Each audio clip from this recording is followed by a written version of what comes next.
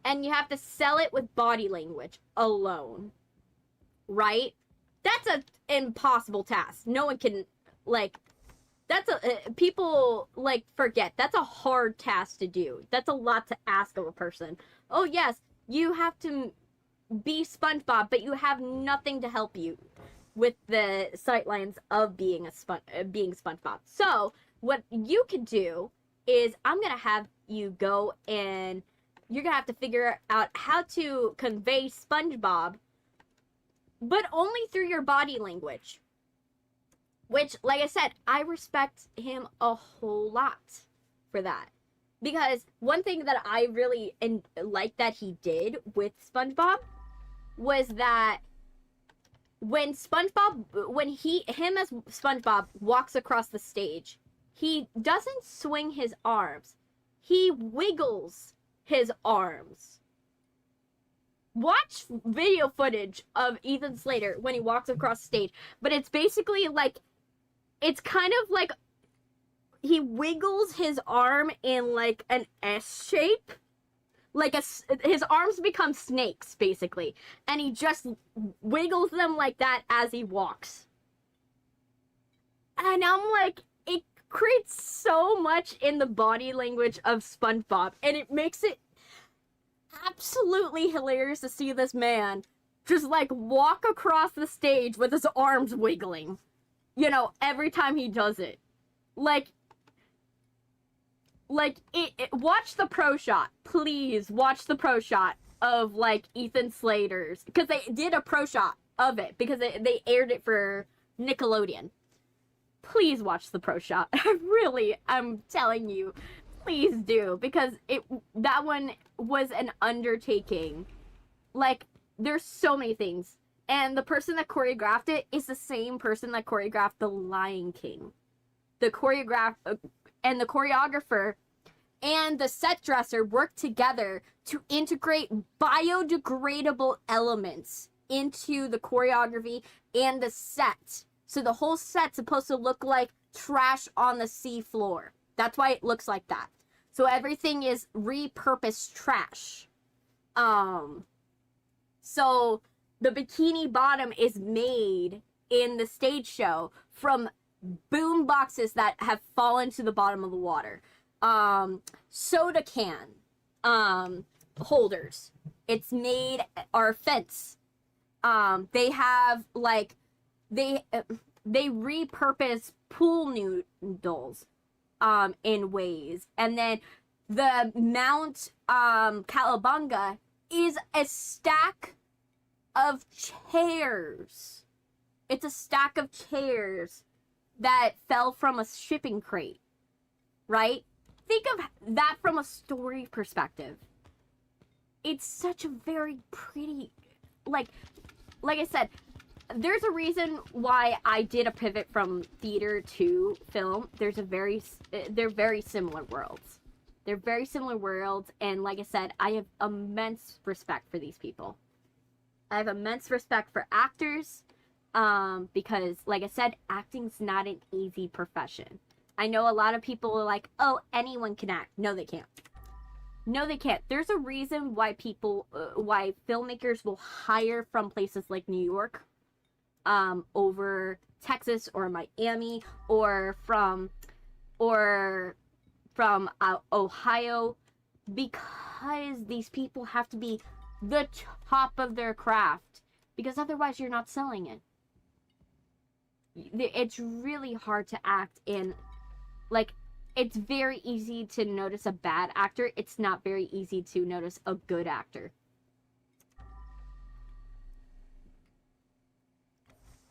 And so, Ethan Slater, I can admit, is a good actor.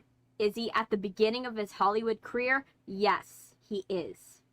He is at the beginning of his Hollywood career, technically. He's had TV spots, but nothing big. Like, this was his first big role. But like I said, I acknowledge that he is a good actor. He's just Broadway trained. That's the problem. That's why a lot of people don't like him. That's why when he did the musical version, the musical performance version of Wicked, everybody was like, oh my gosh, now I see what so true. I noticed some bad acting when reality TV tried to transition into acting. Yeah. Like I said, you can notice a bad actor, you cannot notice a good actor. And most people will blame bad directors on good actors, bad directing on good actors, and it's hard for them to notice it. I think that the big problem for Ethan Slater is he doesn't have enough training being a screen actor. He's not a bad actor. He just is a Broadway performer first. So because he's making that transition from Broadway to this, it's hard for him because, you know, especially you guys got to see it when he did, people got to see it when they did the stage performance of, you know, Wicked, where they did like, oh, let's do the songs from the movie, right? Before the second movie came out, right? They did that because they wanted to show that these people are really good at their job. It's just a matter of they're just in the wrong place. You know, Ethan Slater, when he did that, everyone's like, oh my gosh, I see what Ariana saw. I see what Ariana Grande was seeing in him. And it's like, yeah, that was always there. He's a phenomenal performer. And he's a phenomenal, you know, person. He's just not made for TV right now. He doesn't have acting for TV and film. Acting for TV and film is very, very, very subtle. You have to be very subtle with your acting. You have to be very, very grandiose. Whereas I think that Ethan Slater, if he were to get a very, very big, like, resurgence, like, for him to get a big part, he needs to be on something like a sitcom. He needs to be on a sitcom. Because reason why sitcom writing works, sitcom people work when they go from Broadway to sitcoms, they overact. They're forced to overact. So if you remember, a good example is when Miley Cyrus had to transition from doing Hannah Montana to Hannah Montana the movie. Those are two completely different performances. Because Hannah Montana is sitcom. Sitcom, you have to overact. You have to do that Broadway acting because you are acting to a studio audience and you have to be at a bigger intensity in order for the person in the back of that bleacher section to laugh whenever they are supposed to laugh. Right? Whereas the difference is when you go and you do like, for example, like subtle, when she had to move over to do the Hannah Montana movie, she had to relearn how to act. Because for the movie, you can't be, oh my gosh, big face! My face is, oh my gosh, the underwear smells. You can't do that anymore. You have to be subtle, and you have to know how to be a believable person. Like, TV, like, film is harder because you have to be, with TV, you can suspend disbelief that this is a real person because they're bigger than life. With movies, you have to sell that they're a real person. That they're just a real girl. And that's why Miley Cyrus said that Hannah Montana, the movie, was hard for her. Because it wasn't the fact that the movie was different. It was the fact that she had to relearn Miley Stewart. But in a different context. How do you do Miley Stewart, this very big, bombastic teenager that is a pop star, but is secretly a normal person? And then go into, okay, now you've done that, but you're doing that. Hey, King of Hell, welcome. Welcome, Lucifer. Welcome. Welcome, Lucifer. But yeah, she talks about how she had to relearn Miley Stewart, and it was the hardest undertaking she ever had, because it's one of those where everybody has an expectation of who Miley is. Like Miley Stewart in Hannah Montana was at the time. And so when she had to be Miley Stewart in a different context, it could have gone horribly bad. Like, really horribly bad. You having a good day? How you been? It could have absolutely gone horribly bad. And everybody would have been like, oh, Miley Cyrus is not meant for TV. Oh, Miley Cyrus will never have a chance at doing anything. But she had to relearn. And because she worked so hard at that role, everybody loved the Hannah Montana movie. But that's why I say, that's what I think is happening with Ethan Slater. Ethan Slater, it's not that he is bad.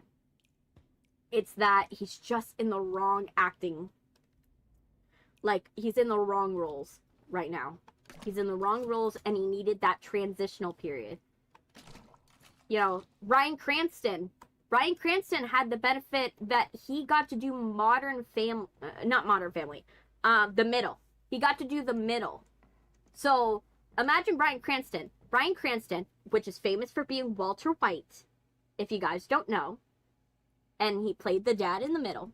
He started in Broadway, and then moved on to play the dad in The Middle. Because it was a similar way, he still had to be a little subtler, but, like, it was a similar type of acting. Going from Broadway to The Middle, he did not have a bad transition. Everybody was like, oh my gosh, the dad's really cool. You know?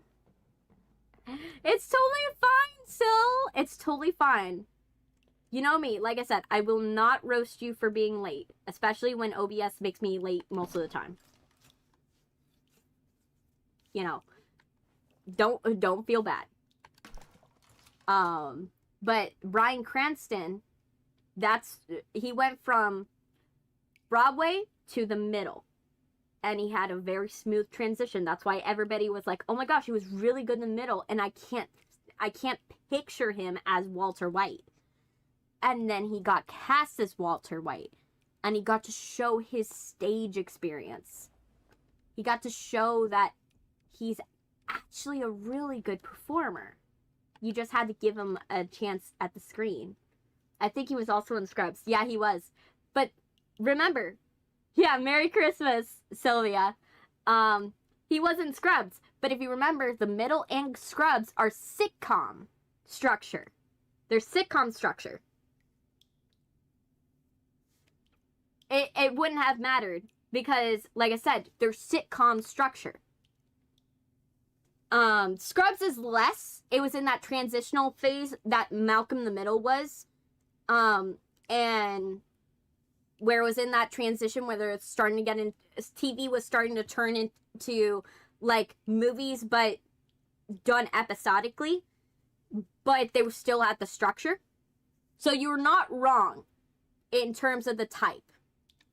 But yeah, that's literally what happened. So that's why I think that if we got him in something like Muppets Christmas, right? Where Muppets is done in that sitcom structure, right? If they did like a Muppets Christmas but with Ethan Slater, or they did Ethan Slater in like Thundermans or something like that, because Disney and Nickelodeon are the last one to do the sitcom structure. There's no more sitcom shows anymore. Everybody's moved to doing normal TV, which is kind of sad because a lot of people love doing sitcom acting. Like the big sister from the Thundermans has said this before. Hey Vox, how you doing? The girl that plays the big sister in the Thundermans had spoken about this, that she actually loves sitcom acting. She loves sitcom acting, but the only reason why you haven't seen her in anything outside of Disney or Nickelodeon is that sitcom acting is no longer a thing anywhere else other than Disney or Nickelodeon. They don't do sitcom acting, which is sad, you know. And so it blocks off a whole genre of acting for some of these people that prefer that type of acting. You know, acting for a studio audience. You know, I think that's also the reason why a lot of the skits in, you know, in SNL don't hit anymore. The skits in SNL don't hit because they don't have that sitcom structure anymore. They're built to be a sitcom, right? They're built like a sitcom, right? But along the way, when they did things to modernize. When they did things to try to modernize SNL, they accidentally lost the secret sauce that made SNL what it is. They're doing SNL, but too subtle. And they're doing it on topics that are too real. SNL works in its finest when you go and make them overact. When you make your actors overact. Because when you have your actors overact in a sitcom structure, it works. It absolutely works. That's why we liked Fireman Bob when Jim Carrey was on it. Why we liked more Cowbell. And why we liked, you know, all these old skits that these people would do. Those were sitcom structure. They were sitcom structure. And though they would have done so much better for them if they just let them go back to sitcom structure. If they did that, right? Definitely you could keep you're doing the commercials, the pre-recorded segments. You could do the pre-recorded segments if you want to show the versatility of your, you know, acting performance. Because I see the reason why you would want to do these pre-recorded segments. Yeah, Merry Christmas, Vox. Merry Christmas to you, or whatever holiday that you celebrate. Like I said, I acknowledge that other people have holidays. And I'm not gonna guess for you that you don't, that you celebrate Christmas, but Merry Christmas, if that's the holiday you do. If not, Kwanzaa, or Hanukkah, or there's also one that's an Arab holiday that happens right now, but I'm blanking on the name. It's something where it translates to like the Festival of Light. I think it's something like that. I forgot what it was. But there's something that also is an Arab one that I'm forgetting on the top of my head. It's on the top of my head, but I don't remember what it was. But yeah. But but yeah, SNL would benefit. Like, I understand why they do the pre-recorded segments, right? It makes sense why they do it. Because when you have to change sets, you can, and these commercial breaks are getting shorter and shorter and shorter, you have to create something where it's gonna buy you time, right? So what would make more sense is going and like, have those be the moments where you're doing the more subtle of actors acting and doing more deadpan. So how you been so far? I'm doing good. I went to see Santa Claus at Bass Pro Shop. If you guys don't know what Bass Pro Shop is, like I said, it's basically what America is in a nutshell as a store. Like, that's the best way I could describe it. It's America in a nutshell.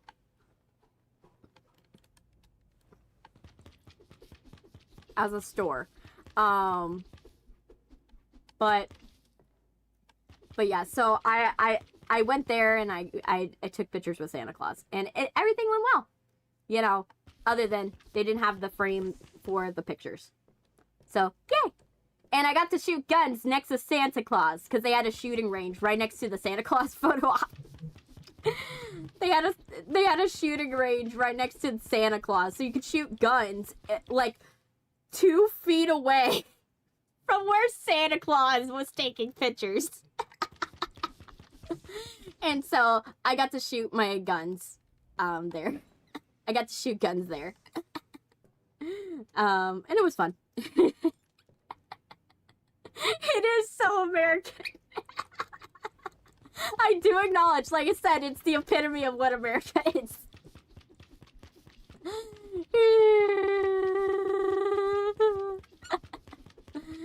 Yeah.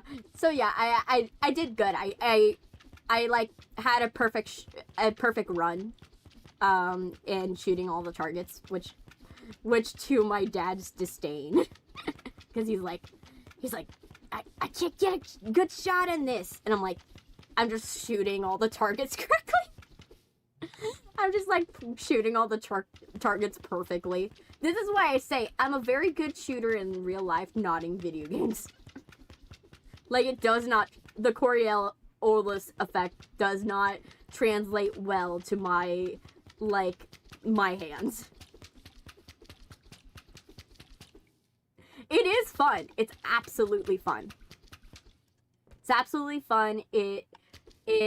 Like, we go there because we love getting the little Bass Pro Shop frame that you put the picture in. Like, that's half of the fun. Because you get to see the kooky little, like, weird thing that they chose for that year to represent, you know, going to Santa Claus, seeing Santa Claus. And then there's an aquarium on the inside of the Bass Pro Shop. So you get to walk through an aquarium inside the Bass Pro Shop. So there's an aquarium in there. You know, we get to go to the, like, go and see some boats. We can take a picture in front of the megalodon that's in front of it. Like, there's a giant shark in front of it. And we were taking pictures of our heads inside of the mouth of this megalodon. Or like, I think it's not a megalodon. It's like a great white, but a great white, like bigger than 3 people long, like 3 people long type thing, right? This thing is huge. It's huge. It like, my little Spice was scared of this thing, because he was like, oh my gosh, this thing. And it's like hanging from the ceiling too, so it's like, I am like, little Spice is probably thinking this thing is gonna fall on him. Like, and like my sister's just pushing him closer to the teeth of it. And I'm like, stop! He's terrified. Don't push him further. He doesn't need to be more terrified of this giant shark that he's come face to face with. Like, this thing is huge. Like, I cannot emphasize enough this thing is big when you encounter it. Like, I took photos. Like, you're so fun. Yes. Thank you. I can't emphasize enough that it's like, it's wild. Like, describing the Bass Pro Shop is like, it's hard to do it justice. I have to, you know what? Let me show you pictures. Let me try to show you pictures of what I'm talking about, of what a Bass Pro Shop looks like. Like, because like I said, I cannot emphasize enough.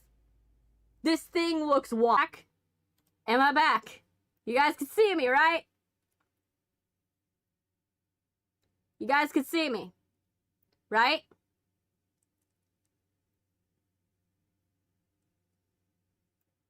You guys can see me. Oh, man. Okay. Hopefully you guys can see me.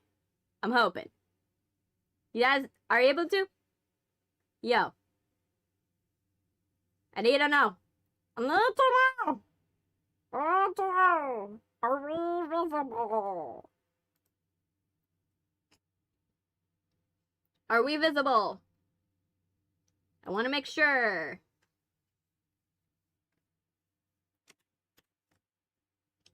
Well, I hope we're visible. Let me check on the vertical side. I think we're visible. I think. Okay, let me get rid of this one because, like, of course it always does is that it creates an extra one for these things. Like, instead of being like, okay, let's go back to the live stream that disconnected clearly. But yeah. I'm just gonna go off the assumption that you guys are with me again. You know, I'm gonna go off of that assumption. So, yeah, back to what I was saying. Bass Pro Shop is, like, just so you have an idea what it looks like. It's kind of like a, like, best way to describe it, it's kind of like, it looks like if a rainforest cafe and, you know, a like, fishing and hunting store got together and had a baby. Right? That's the best way I could describe it. It also looks like the inside of a ship. Like, at the same time. Like, it looks like the inside of a ship. Let me show you. Let me show you guys what it looks like on the inside of mine. Like, mine's a coastal one, so it's like, it does look slightly different. Because they're also theme queens. They're a theme queen. So they love being on brand and on theme. So what they do, let me see. Am I live here? Okay, I am. They're theme queens. Hi, Melly. Welcome. Welcome. They're theme queens as well. So they love dressing up their stores to look like wherever they are. So I'm just trying to show you a good picture of the inside of one of these. Of like a Bass Pro Shop. If it wants to cooperate.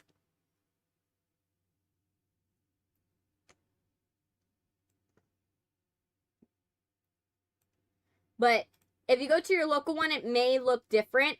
Because, like I said, they go from, like, they have a different theme for wherever you live. Like, there's a different theme for each place that, for wherever you live. So, they're a little different. You know? Let me see. And then, here's, like, the problem is the pictures are not going to do it justice. Like, it's really hard to have it do justice. But I'm, like, trying to show you. But the pictures will not do it justice. It's one of those things you have to see it in person. Because it's so different. Hey, Lucifer. I'm, like, trying to get you guys good pictures of it. But it's so hard.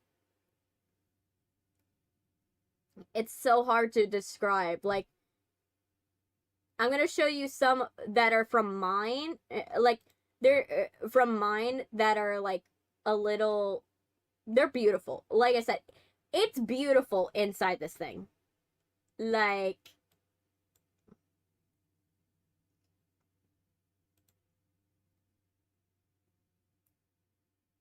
Let me see. Yeah, it's a sit-in evening. It's a good evening. Let me see. Trying to find...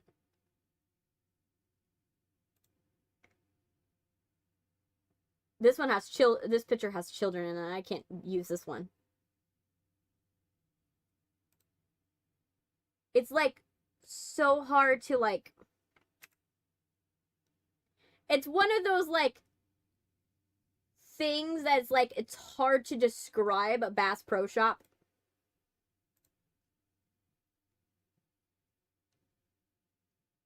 Like, because, like I said, it's part aquarium, part sports store, part hunting store, part, place to buy a boat, or place to buy an ATV. Also, you can buy guns there. It's a very weird, like I said, it's hard to describe one of these. Like a Bass Pro Shop. It's difficult. You know?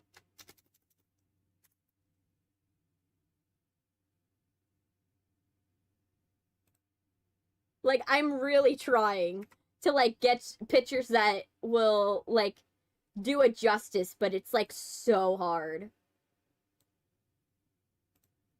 Because, like I said, it's kind of like the Rainforest Cafe, like, in a way, but in a store, too. It's weird to describe. And it's all indoors, by the way. Before you guys see the pictures, this is all indoors. So, like, it's kind of also like Disney World, also. It's hard to describe this. Like, like I said, I'm really gonna stress. I'm gonna show you these pictures. These are all Bass Pro Shops. And they all take place indoors.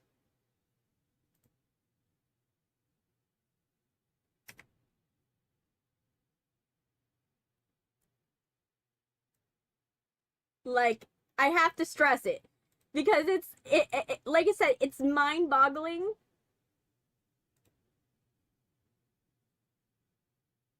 It's hard to describe a Bass Pro Shop without ever seeing a Bass Pro Shop. You know? It's hard to describe it without someone actually going there to see it. Right? So I'm going to show you some Bass Pro Shops. And I'm hoping you guys can understand what I mean by it is hard to describe a Bass Pro Shop.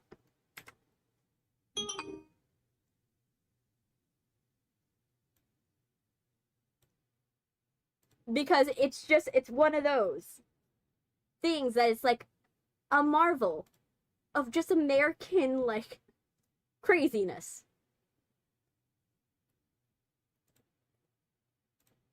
Okay, I think I'm happy with the pictures I got you. I think they will sell it for you where you're gonna most definitely probably be confused.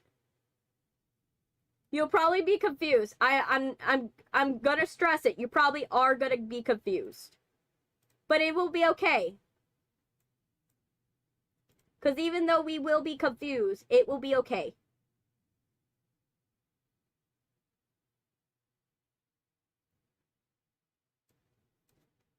Yes, okay.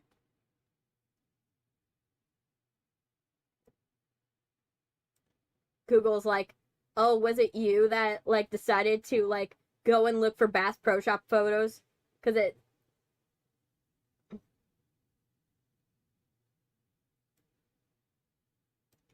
Whatever. I'm just like...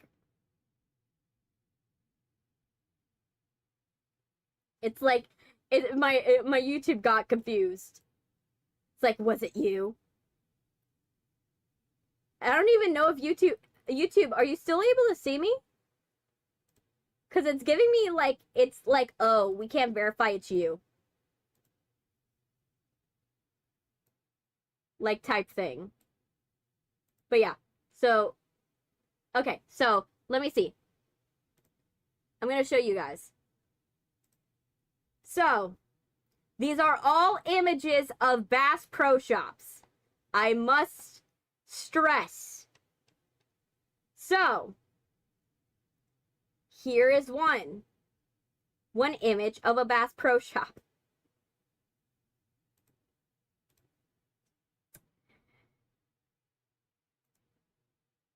This is an image of Bass Pro Shop. Let me show you. Again, it will not do it justice for you. Really take that in. Does that look like a store to you? Does that look like a store to you? Or does that look like it's from a museum? I can literally joke that, like, have a game on this channel of, is it a Bass Pro Shop or is it a science museum? That's the question. Look at that. This is why we go to Bass Pro Shop. Look at it. Like, the whole ceiling looks like an abandoned ship. It has an aquarium with a waterfall. It has a walk-through tunnel to where you could visit the fish. And it has multiple sea creatures suspended from the ceiling. And that's just one part of it. Of Bass Pro Shop. There's more. There's more. Which is funny. There's more. Like I said, I cannot stress. Bass Pro Shop. These could easily be from a museum. And you wouldn't know. Like, let me change the picture to show you another angle of just one of their stores. Let me show you. Like, here's another. Like I said, it doesn't do it justice. It absolutely doesn't do it justice. But look at that. Look at how big that ceiling design is. Yes, it's beautiful. It's absolutely beautiful. This is where we get our pictures done when we go to see Santa Claus. When we go to see Santa Claus, this is where we go. So, just a reminder, this is still the same building. Yes. Also, another picture of this building. Oh my gosh. I accidentally clicked on one of my pictures. Not one of the pictures of Bass Pro Shop, but things I accidentally clicked a picture of mine. This is another one. Let me make it bigger so it's easier for you to see. Look at that. That's another aquarium that's in this place. And that building, that's a facade. That's a facade. It has themed facades inside this thing. Again, remember, this is a sports store. Not a museum or an aquarium, a sports store. Let me show you another angle. Because again, you can't... Bass Pro Shop, you have to take multiple pictures in order to do it justice. And I do not have enough pictures to show you how, like, this place looks. Here's a pond in Bass Pro Shop. Here's a pond in Bass Pro Shop. With, again, another facade. It's another facade. And it has fake trees. It has fake trees. Look at all those fake trees. Look at that. Look at all the fake trees. Doesn't this remind you of Monty Gator Golf? If it, like, might I add? If you guys remember Security Breach, doesn't this remind you of Monty Gator Golf? I think it was modeled after Bass Pro Shop. Because this is what Bass Pro Shop looks like. I'm gonna show you another picture of Bass Pro Shop. Like, again, sports store. That also sells boats and sells ATVs.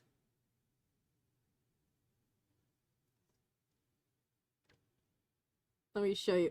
This is why I say it's a pinnacle of America. Like, it's the pinnacle of what When I picture if I had to describe a store as America, it's this store. It's literally this store because of all of the extraness.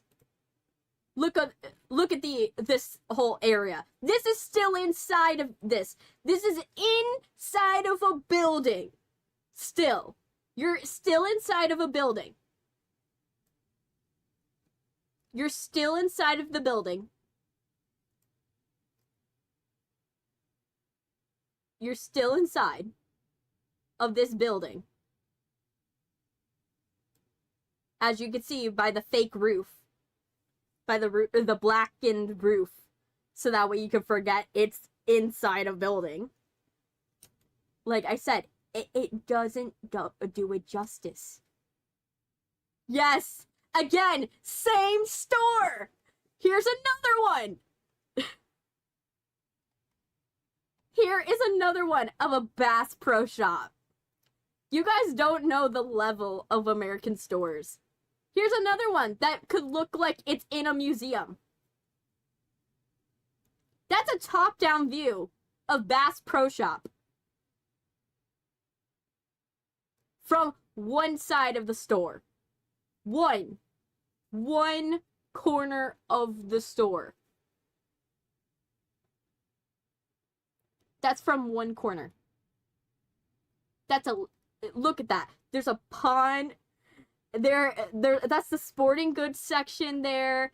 In there, you have the water fortress section. You know, Bass Pro Shop doesn't play around.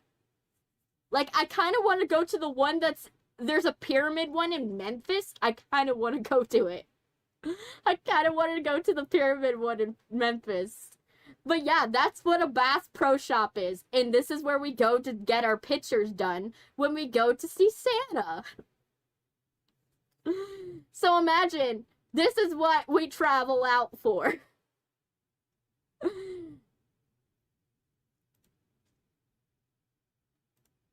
Like, this is, like I said, this is where we go to shoot guns next to Santa and take pictures with him.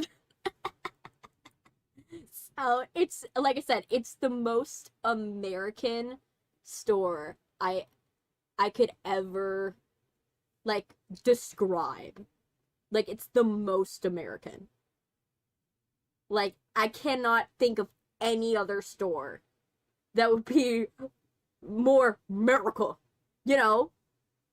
That's the one that I picture in my mind. You know? But yeah. Now you guys understand what I mean by Bass Pro Shop. Bass Pro Shop. The store that is a store and a boat dealership and an ATV dealership and a aquarium and a museum and a bunch of other things all in one. And it's simultaneously designed by whoever made the Rainforest Cafe. Clearly. But I hope you guys those of you who do not live in America, got a little, like, you guys, you know, got a little kick out of seeing what we have in America in terms of weirdness. I hope you got a little kick out of that. Because, like I said, it's hilarious. It's absolutely hilarious. Oh, man. Okay. Okay, let's get back into the game.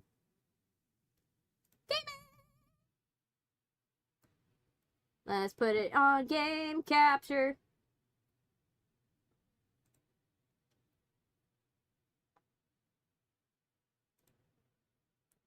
The computer's chugging. It's like, I don't know what to do.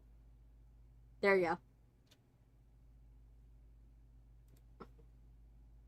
But yeah, let's get back into this game. So, yeah. So when I describe Bass Pro Shop, that's what we go to see. Every year. And you can see why we were so disappointed that we didn't get the stupid Bass Pro Shop frame, because it's like, it's part of the oh, I forgot I got the key card. It's part of the experience. It's absolutely part of the experience. You go there, you see the aquarium, and you get the frame, you know? Okay, let's see. Someone didn't die. Well, someone clearly died here. Because there's footprints coming from here.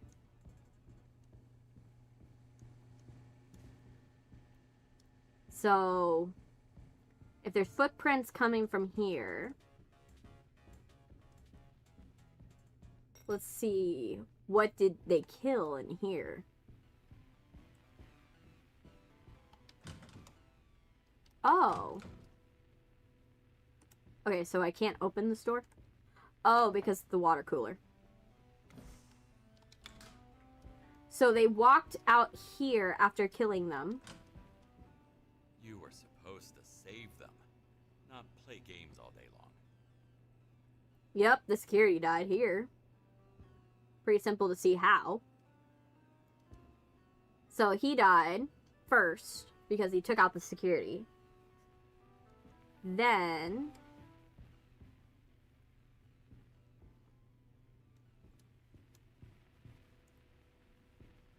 actually no, because the footprints were leading towards, right, they were leading out. So he could have done is come down here, right? Oh, this area is blocked. So I'm gonna have to find an alternate way into that room. Steal.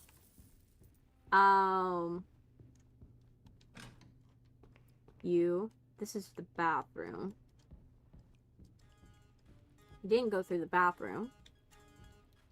Who's running the show How here? the hell why do you have a campsite in here? Hey Vox, you missed my description of a Bass Pro Shop and all of the pictures that describe it that don't do it really justice. Good So, for killing people. okay, so he killed the chick and then put the second pool cube here and took a snack, I guess. Ate a snack. Came in here, I'm guessing. You just bought, okay, so he ate in here. Something, I don't know. Yeah, you can rewind to see what I mean by the craziness of what a Bass Pro Shop is. And again, like I said, the pictures won't do it justice. Marketing and sales.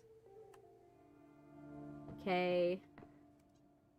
You really did a number on these people. Dream big. Okay. So he walked in here. Oh, I could dump your body down the slide. Massacred by some prehistoric weaponry. Wait, can I? Yeah, they can slide! But yeah, watch that. Watch my description of Bass Pro Shop and tell me tell me what you think of Bass Pro Shop, because it's a wild place. And again, my description could never do it justice. You have to visit it in order to see what I'm talking about. Okay. Marketing manager, nobody likes to be sold to, everybody likes to buy.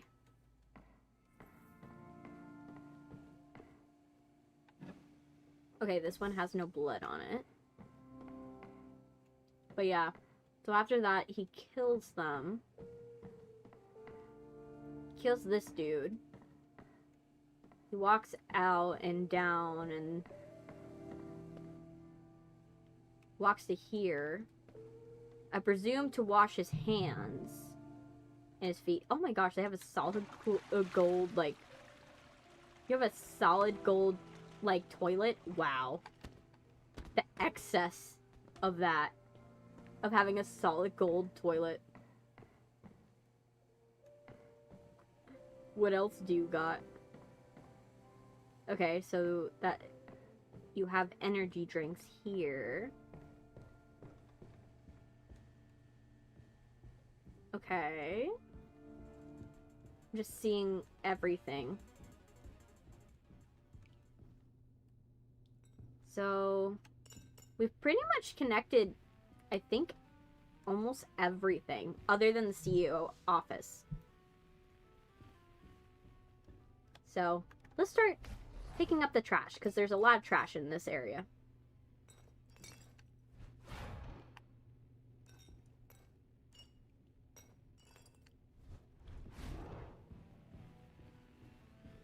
Okay, but yeah. But, so, yeah. Right now, I'm trying to plan out what we're gonna do for Christmas, or if I'm even doing the stream on Christmas, or if I'm doing it on Christmas Eve or Christmas Day. I'm still trying to figure that information out. Because I'm playing it by ear with my family, because my family, like, as you guys saw with me having to do this stream today instead of yesterday, they have plans, and sometimes they don't let me know those plans. And so I'm trying to gauge out what we're probably doing, like, what days are going to be, like, crazy, and what days will be not so bad. Like, because I have a feeling some of these are gonna be crazy and some of them are bad. Worst case scenario, like I said, if I don't end up doing it on Christmas, it will probably be on the 26th. On Boxing Day. Which is not bad. Doing it on Boxing Day is not too bad. Like, it's not as ideal as Christmas, but I would rather, you know, I would rather set up plans for if it's not gonna happen on Christmas and be prepared than to be like, oh, it's not happening, and then be like shocked when it doesn't happen, you know? I'm trying to figure that out, but eventually I'll get it all fully figured out and everything will be fine. And then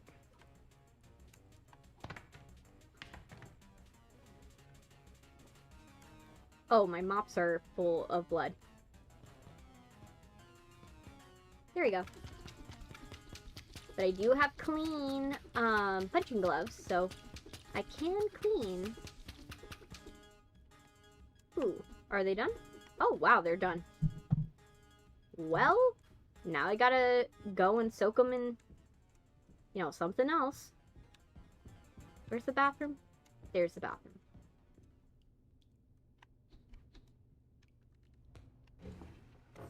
There we go.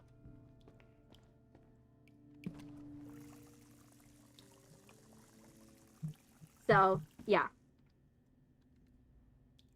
So, I'm trying to play it by ear for the most part. Try to figure out what's going on, and like I said, I'm planning more for Boxing Day. Because my mom, she's, I asked her, so what are we, she was like, what should I do for Christmas, like, dinner? And I was like, well, and she was like, I was planning like a roast, and then was planning some pig, and then I was planning some side dishes, but like, I don't know if it's gonna be like too much, you know, which day to do it on. Like it might be, if it will be too much on this day, or should I do it on this day? And so I'm like, I'm hearing this and I'm like, okay, so that's telling me she's gonna have a lot on her plate. She ended up doing, what she plans right now is she's gonna do like a Cuban, Cuban Christmas feast So, you know, pig, pork, white rice, beans, all that stuff. But, you know, that I don't want her to like get overwhelmed doing it all by herself, because I'm worried that that's gonna happen, where she's gonna be like, oh my gosh, this is a lot and all that stuff on the day of. And then I know that Lil Spice probably won't be helping, because he'll be so sucked into either, you know, Christmas Eve he'll be sucked into, oh my gosh, I can't wait for the presents, and then on Christmas Day he'll be like, oh my gosh, the presents. You know, I want to do the presents right now. So, I might just do it for Boxing Day, and then that way it also gives you guys the ability to do Christmas. Like, I get a private Christmas, and then you guys get your own private Christmas, and then we meet up on Boxing Day, which will be on the Friday. Because I have to, like I said, I can make, that's one of the hard parts of, you know, the holidays right now, is that I have a lot of plans, but I can't do half of those plans, because I have to, whatever plan I would come up with, I might plan it to be some way, and then it'll turn out, oh wait, you can't do that because XYZ reason. So I'm just trying to like figure it out first, and then once it's fully figured out, then great. Okay. There.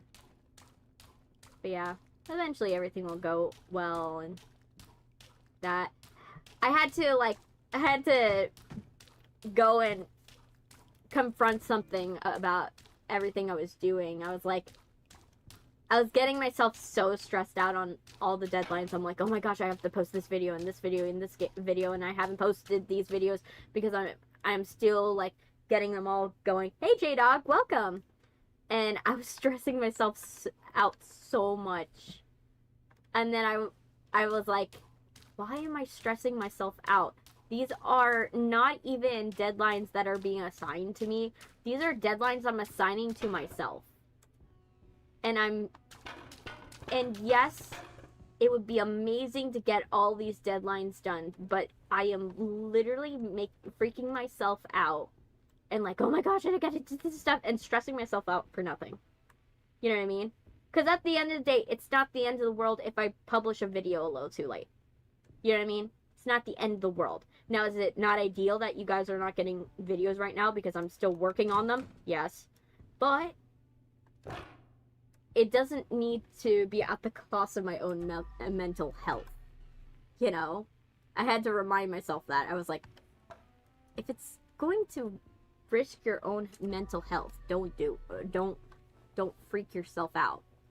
You know, I had to remind myself that. I was like, you're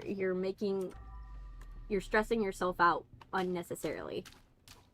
And I had to sit myself down and be like, just get it done at your own pace. You're gonna post it, they're gonna love the videos, and everything's gonna be fine. You know, it won't be ideal that they won't be, it would have been more ideal if they were done, you know, during the time that you wanted to get them done. But because it would have been cool, but it's better to value your own mental health and not freak out. You're tired? By the way, J-Dog, Merry Christmas to you. I don't know if I said it before, but Merry Christmas to you, or whatever holiday you celebrate. You're tired? Why are you tired? Your ear, also my ears are bleeding. Is that normal? You might have an ear infection or excess inflammation. Do not try to stick anything in your ears. Don't do that. I would consult a doctor about it. though. Marry Chicken Nuggamus. Chicken Nugmas. Oh, yes. Or marry KFC Christmas. Because if you live in Japan, you're gonna be eating KFC and eating a KFC cake on Christmas. Because that's a thing that in Japan they do.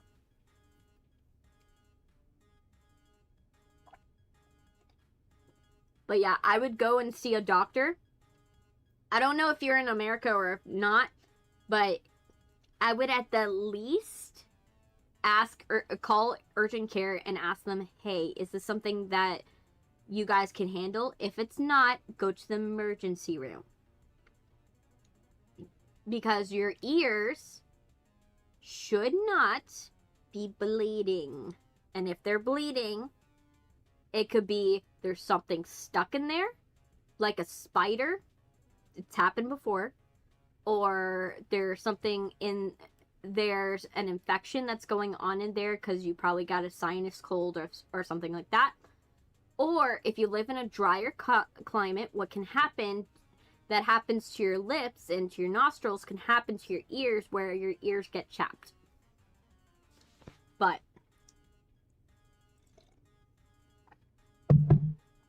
go and get it checked out. It's better to ask somebody, hey, is this something that is bad? Should I be worried? Or is this okay? It's better to ask. And I'm sorry if you're probably now freaking out because there might be a spider in your ear. I am sorry for putting that fear into your mind. But considering most spiders stay away from you, like, you swallow at least, like, 4 to 8 in your sleep every year. So, you know, it's not the worst thing in the world. You know, it sometimes happens. You know, and you don't even notice the spiders you swallow. So, like, it's fine. I just, like, probably just created a lot of fears for a lot of people, just, like, simultaneously made them terrified. That I just accidentally made everybody terrified of sleeping now. My bad. Every time I smile, my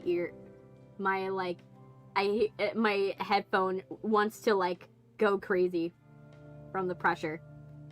How dare you? There used to be a spider in my house. It disappeared. Well, you know where it probably went. In your stomach.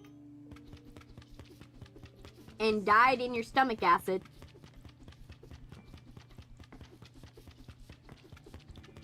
It's happened many times to a lot of people. It doesn't really affect you. It's actually that's probably where some people are getting some of their nutrients in life, because bugs and creatures actually, they give you a lot of nutrients. Did I eat it? Maybe.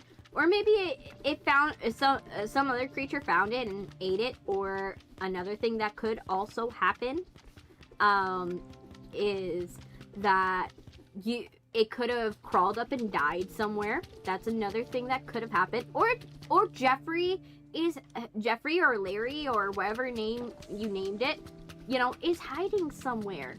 And the spiders are there are many spiders that are there's more. When you see one spider, there's hundreds of them in your house. But it's not something to worry about, because spiders memorize. When you see one spider, it's usually because you are in a place that you're not usually in during that time of day. Spiders memorize your schedule. They'll memorize when you are sleeping, when you go to sleep, when you wake up. They memorize what time do you on average eat. Where are you in each room at what times of the day usually?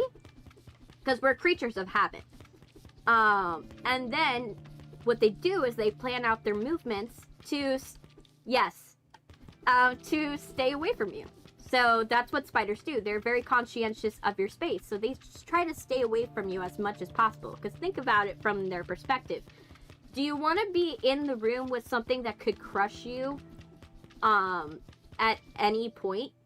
Or do you want to memorize when they're there and then go and be in another room where they're not going to crush you?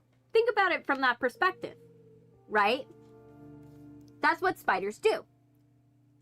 And so spiders, they memorize your movements. They go and make sure that they stay out of your way. They try to stay out of your way as much as possible. Sometimes you will do something that's out of your schedule. So, like, let's say, oh, you got a phone call and then something happened, right? And you ran to your office at a weird time, right? And then you're like, oh my gosh, there's a spider in the corner, right? That spider that you saw in the corner, that's his time of day. You actually infringed on his day. You're actually like, he's like, you're not supposed to be here. You know, I've already scheduled this space for this time. Why are you here? You know? That's what the spider's thinking. You know? Why are you here? You're here at the wrong time of day. You're not even in the office till about 3 o'clock when you realize that you haven't done any work all day, and you go into your office and panic, you know, get panic busy, you know?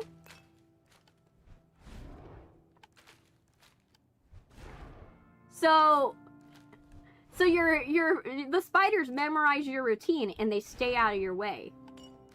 And they actually do not want to eat you or do anything to you. They want to stay away from you.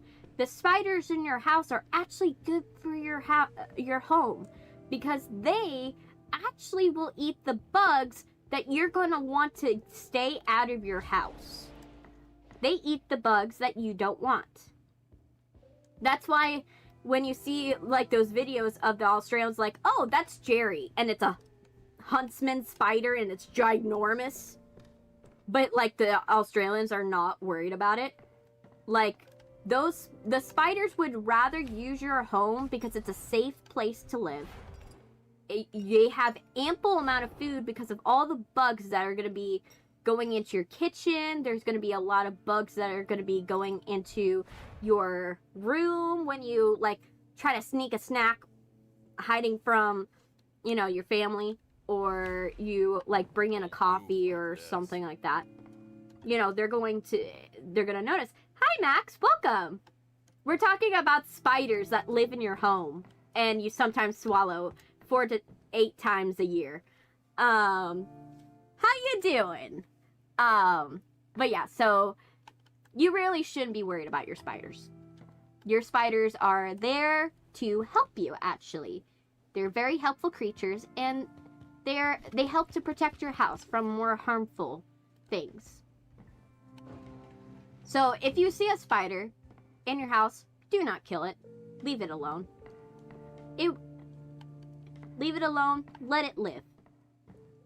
It's not trying to hurt you. The last thing it wants is to try to hurt you. It just wants to live in peace, and as long as you follow your schedule, you will not see them. I've had it happen to me before. Because imagine a spider bites you and you become Spider-Man.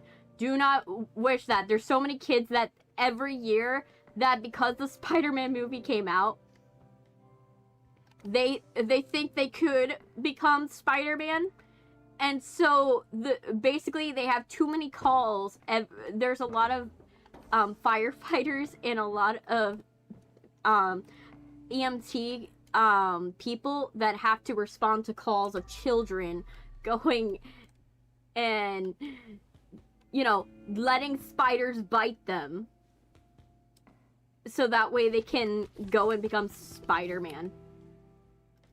So trust me, there's another thing about that, and you don't want that. And sometimes the spiders they let bite them are not exactly the best to have bite you. Most spiders' venom will not kill you because it's not potent enough to actually hurt you. But other spiders, specifically spiders that are made to kill bigger creatures, those ones you don't want to mess with. Specifically the ones with the bright colors. Do not mess with spiders or bugs with bright colors. Please don't. That is the last thing you want to do. If it looks pretty, if it looks pretty, stay away. Any bug or any flower that looks too pretty, stay away. Yes, spiders kill birds. And snakes. There's some spiders that kill snakes. But that's the thing. They're very cooperative. They're very intelligent creatures. Like, I respect spiders. You know, because like I said, they protect your home. They understand your schedule, they understand you're busy people, and they understand that if they accidentally, you know, encounter you at the wrong time, you could easily smash them to bits. So they're smart enough to stay away. You know? But what you gotta do is be mindful that if you accidentally go into a place where you, at the wrong time, and a spider happens to be there, please don't crush it. Please don't crush it. You'll have ants in your house for a long time, and you'll be like, man, why do I have such a bad infestation? It's because you decided to kill the spiders that were in your house. Let the spiders live. Now the ones you should stay away from. Oh ho ho. There's one bug you do not want in your house. And it's ladybugs. Ladybugs. Oh my gosh, you do not want ladybugs. You do not want ladybugs in your house. That is the last thing you want.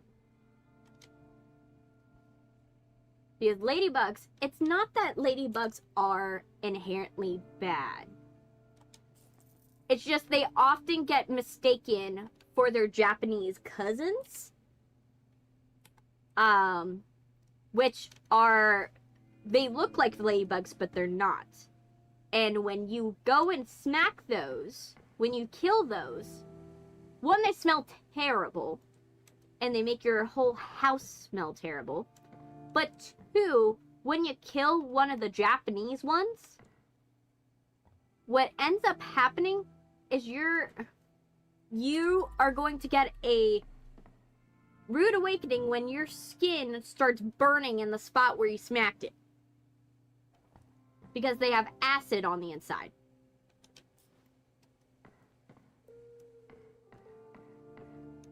They hurt.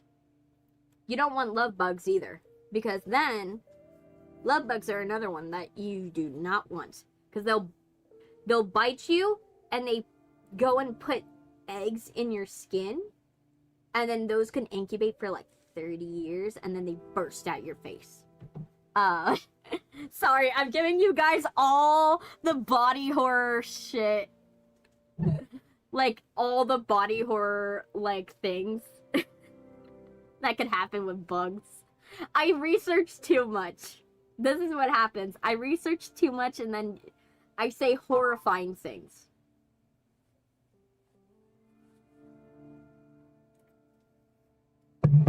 But yeah, love bugs are one thing you should be terrified of.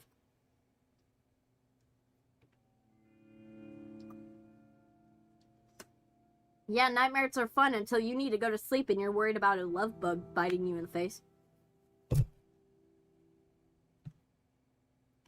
I remember that. When I first found that information out, I was like, I cannot go to sleep. Because what if a love bug bites me in the face and I accidentally, like, I kill it and it lays its eggs? Ugh. Also, if you are going to kill roaches, do not... If you're gonna smush them, put them outside.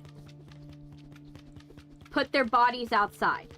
Nature has made roaches in a way, because they've coexisted with humans for long enough, that if you smush a roach and put it in your garbage, you're making the situation worse. Because what they do is that's how they spread their eggs. So what they'll do is that they'll have the female ones will go out, and when you smush them, you're effectively releasing them from their egg casings, and in about 10 to 11 days, your garbage is going to be infested with roaches on the inside. Your garbage, or wherever you threw it out. Sometimes even shorter, depending upon the incubation period for roaches. Sometimes the female will be very close to laying its eggs. And what will happen is that you will go and want to go and get rid of the roach. You smush the roach, and if it's close to the incubation, that could be even sooner. So your trash will be infested, wherever the garbage is. When you threw wherever you put the roach's body will be infested. The best thing to do, right, if you are going to get rid of the roaches, right, is if you're going to kill the roach and keep the roaches away, kill the roach with some type of spray or some type of poison or something like that. When it dies, let its body be there. Leave the body there. Do not smush it. Leave it alone. Because what will happen is that roaches are kind of like ants. They leave scent trails. Their bodies leave scent trails. And so they're going to find that body. And instinctually, when they realize, oh wow, the body's there.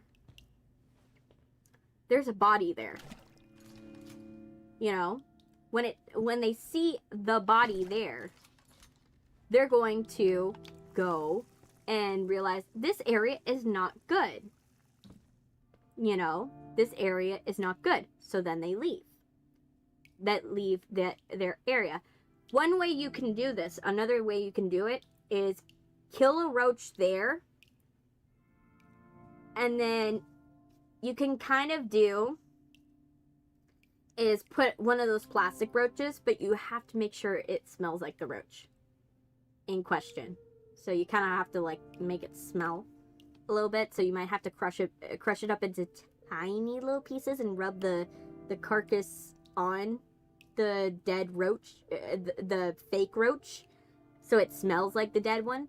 And then put poison around it, and then voila, they will stay away. I have 2 cats and 1 adult. Yeah, you don't want to do it if you have pets. That's an approach you don't want to do with pets, because if you do that, you have to train your pets to never touch any of these bugs. So like my dog is trained to never touch any of the bugs.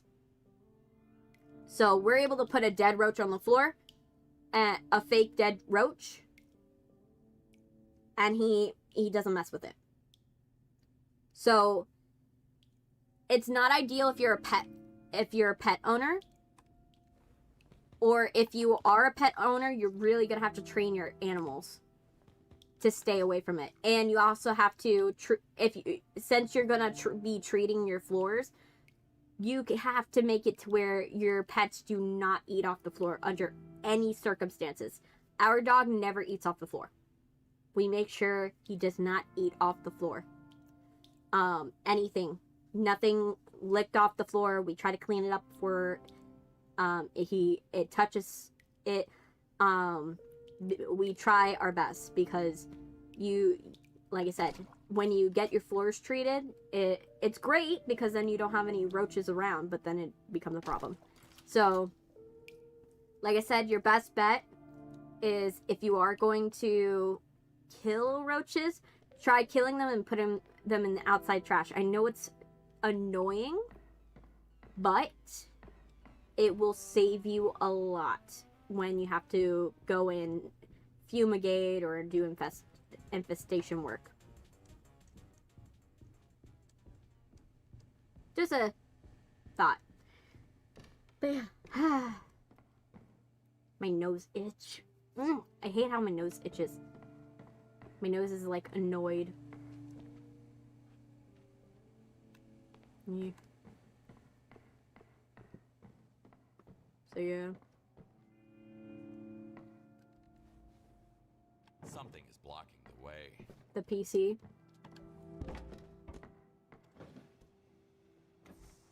There we go. So this is a little easier. This one doesn't seem like much happened. Just more of like, how am I gonna get in here? Oh, there's another door. Looks like there's another door. So we might have another way we can get in here.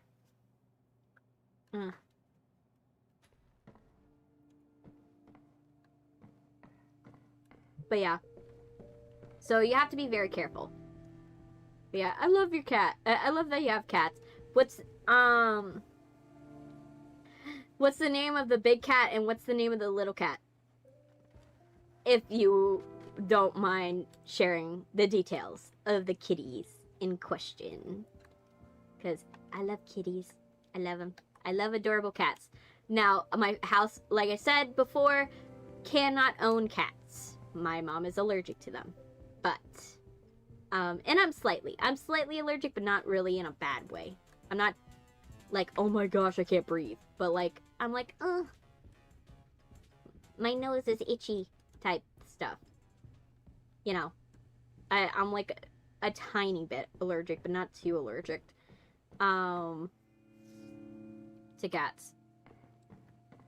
So, I get to play with them, but not own one.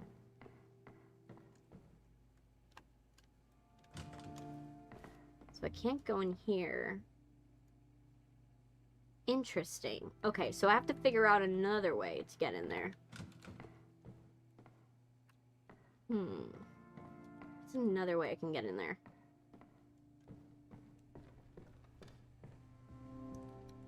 Let me see. Oh, we need to put the awards there. Okay. Well, then I know where all those awards go. I didn't understand the importance of this, but now I do.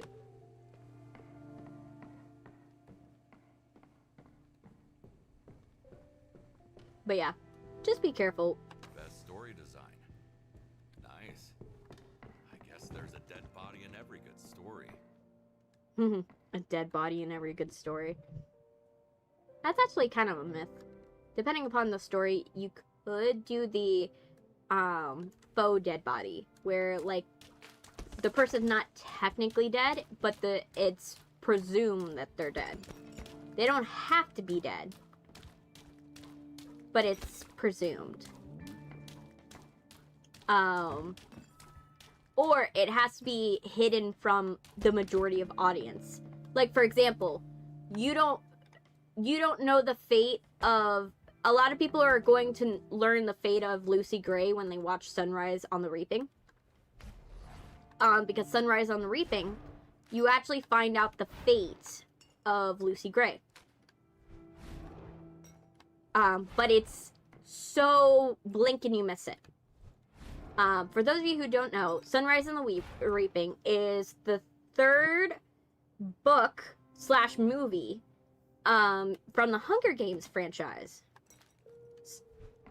So basically, well, not third book, but like because I'm counting like the first series and then the second book and then the third book. Like this, because there's Hunger Games Hunger Games Catching Fire, and then Hunger Games Mockingjay.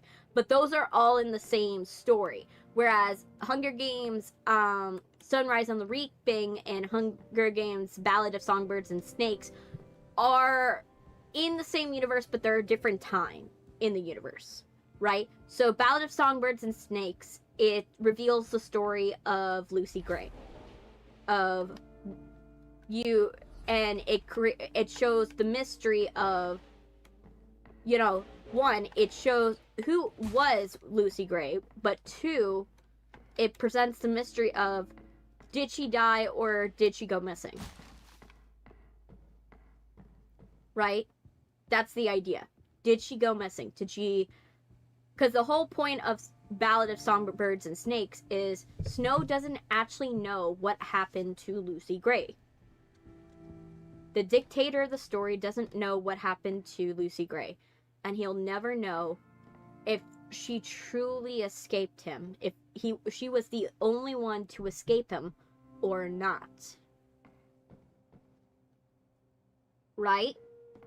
The only one to escape. And technically, while I say it was revealed in Sunrise on the Reaping, by the way, takes place during the 25th Hunger Games. So 25th Hunger Games is like 25 years after the 10th, not 25, 15 years after the first Hunger Game, after the 10th Hunger Games, which is the one with Lucy Gray.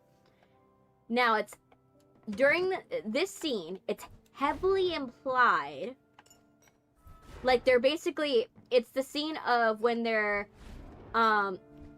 burying Lenore Dove. They're burying Lenore Dove. She has just died due to eating poison candy. Which, poison candy is a very good reference back to, not book, but movie, Songbirds and Snakes. And basically, she dies due to poison candy, and they're burying her, and Haymitch notices there's a second grave. There's another grave, and another grave, and especially when you get the line from one of them that says, "Not again, not again." Because if you guys remember, Lenore Dove and Lucy Gray are both Covey. Are both Coveys. Think Appalachian, like, born and raised, right? They're of a certain group of Appalachian people, right?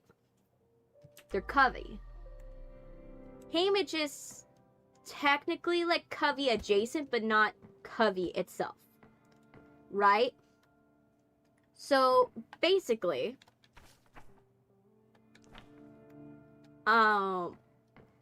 Lenore, dies. Lenore dies, and the guy says, "Not again." And then you see there's a grave. You don't really see a description of it, but it's heavily implied it's Lucy Gray's. And I saw someone present this theory. I'm not the first one to make up this theory. I'm not the first one. I will acknowledge I'm not the first, nor will I be the last. But,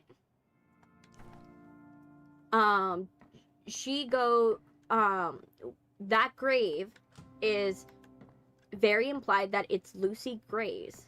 And when you think of, it forces you to think back from the perspective of, what did the Covey actually experience? Like, what is their perspective of Songbirds and Snakes, right? Of how Lucy Gray disappeared, right? What is their perspective? And it forced me to think about it, and I realized the reason why it goes that way, why it might be that they buried her as the last show of defiance, right? Is, imagine, she gives all of her belongings to the Covey. And tells them that she's running away. She's running away with Snow, and they're never coming back, right? So they're expecting they're gonna go away, and she's gonna be with this man, and they're possibly gonna be leaving to the capital. They leave to the woods. Snow's the only one to return. So from the Covey's perspective, something happened to Lucy. Something absolutely happened to Lucy. And so I still have more work to do. they probably went back into the woods. They probably went back into the woods. Went and tried to find her body. Probably found her body. I wouldn't be surprised by the fact they probably found her body. Right? And then in the last show of defiance for Snow, to Snow as like a last thing, go and clearly he did not care enough to, bury this girl, or do anything for this girl. So they bury her, but they never speak of Lucy Gray and what happened to her, especially when the mystery is in the air. They basically help with the mystery of who is Lucy Gray.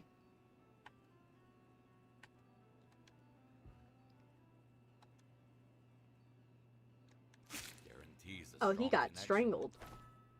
Takes your breath away. But they realize Snow doesn't know the story, know what happened to Lucy. So what would be the most blatant disrespect to the person that most likely murdered one of your members? Go and make it to where he never knows exactly what happened to her. Make it to where the capital will never know what happened to Lucy Gray. If she survived and she's out there and she's going to go after them. Hey, Iceman, how you doing? Hope you're doing well. Merry Christmas, by the way. Or make it to where they will always be worried she'll always come back and tell what happened. Make him live in fear. Right? That's the idea. And so they bury her. But they don't bury her with any name on it. They make it to where you can never trace it back to her. So Snow will never know if Lucy's still out there. And that's the thing, he never knows. He doesn't, to the day, even when Katniss is, crimes is tomorrow. Ah, I see.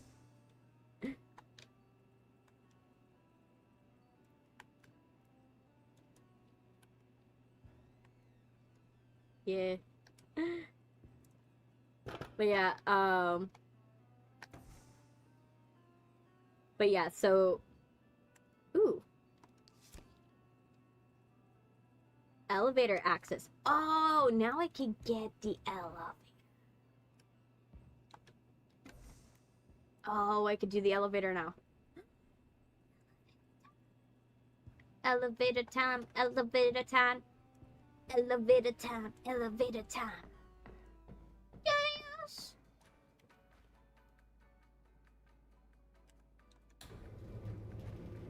But yeah. Oh, my arms! Oh! My arms are doing that thing they do. That they hurt. Because my arms are in a weird position when I game.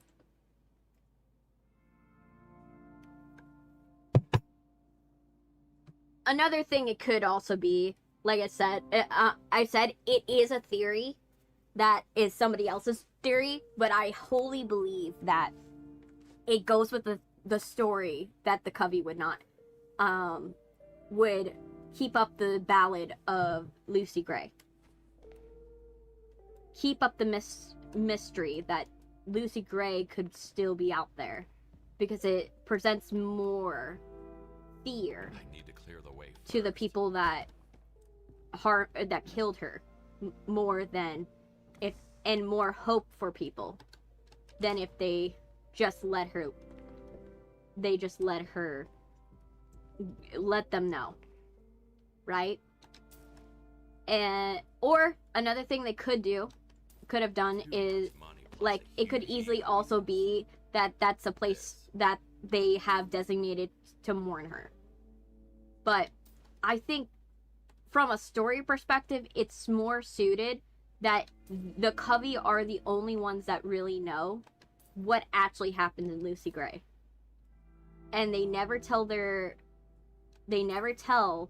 youngest, the youngest Covey what happened. Because they want to keep the ruse. That's my theory. Because it only serves the Covey and it serves the revolution in the Hunger Games. If she doesn't die. If she's forever in the wind. Right?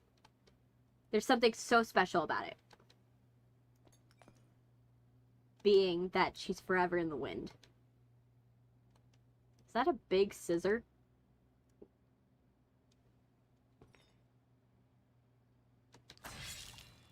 It's a sword? Who has all these swords? I think it's a bit excessive that we have all these swords. Like, who has the money to just, like, oh yeah, I have a ton of swords. You know? I just have a ton of swords in an armory.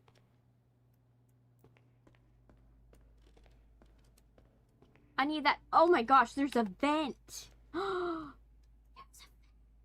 If video games tell us anything, it's that you can't go inside a vent and expect to be safe. How did he die? Where?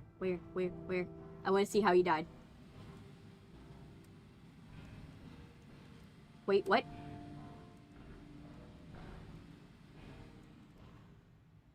Oh, the wind's pushing me back. That's what's going on. Oh, oh, wow. That's cool. That's cool. Okay, so someone's in here. I love that I'm following a blood trail.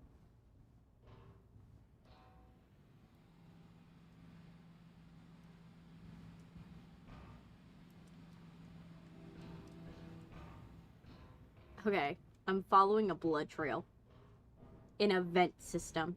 What is this? Wait. Oh, so wait. So he died. He got stabbed and then he came in through the vents. Oh, because he was trying to survive. But obviously he didn't make it. He didn't make it because, you know, we found him at the exit of the vents, but... Oh. No. Well, we found it. Now we got to open this room. Yay! Quality assessor. Yes, he vented. He vented, and it didn't work out. The fact we're gonna have to clean all those vents too. Let's go into Greg's office. Okay. Why? The mannequins. Why are there so many mannequins?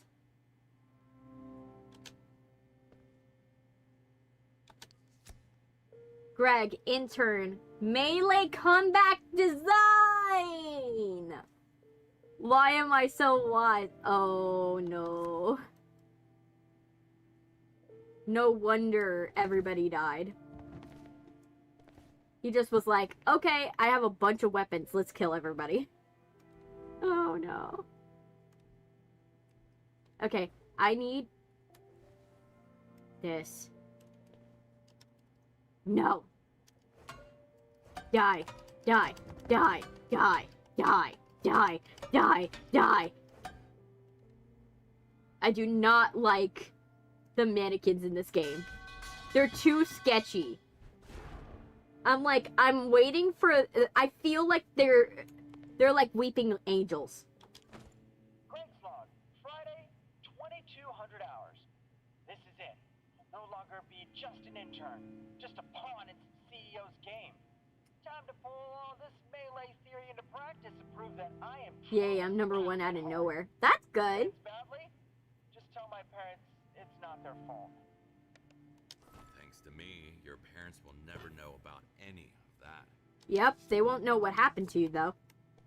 So yeah, so I was right. So, he left here, he went to the upper floor, he killed everybody, then went to the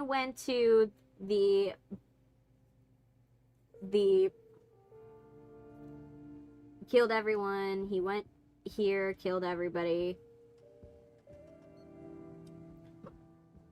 And then went to the bottom floor and killed some more people. By the way, are we able to go on the bottom floor? I'm trying to remember. What was wrong with the bottom floor? Nothing. Okay, yeah.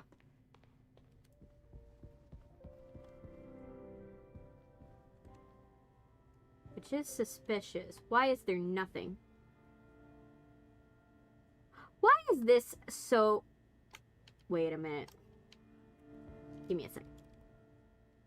This is sus. I don't like how sus it is.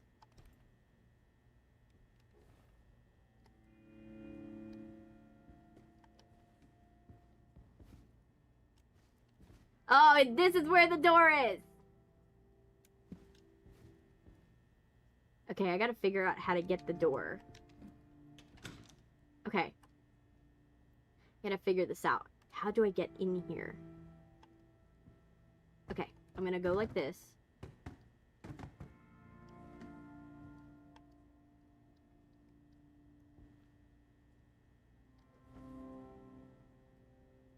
Yeah.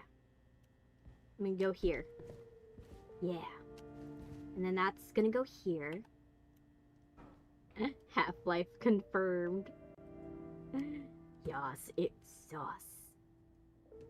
Okay, what happened here?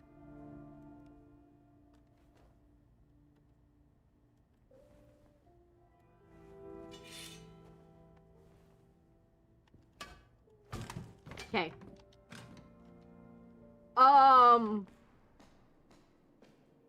What am I seeing? Is this an infinite hallway? What am I gonna encounter? Is this gonna be like Thunderdome? No, it's not an infinite hallway. It just goes down here. Oh, why is this boarded up? Why is it boarded up? Should I be not very happy that this is like, I'm opening this door? Okay. Should I be scared? Oh, there's a dead guy in here.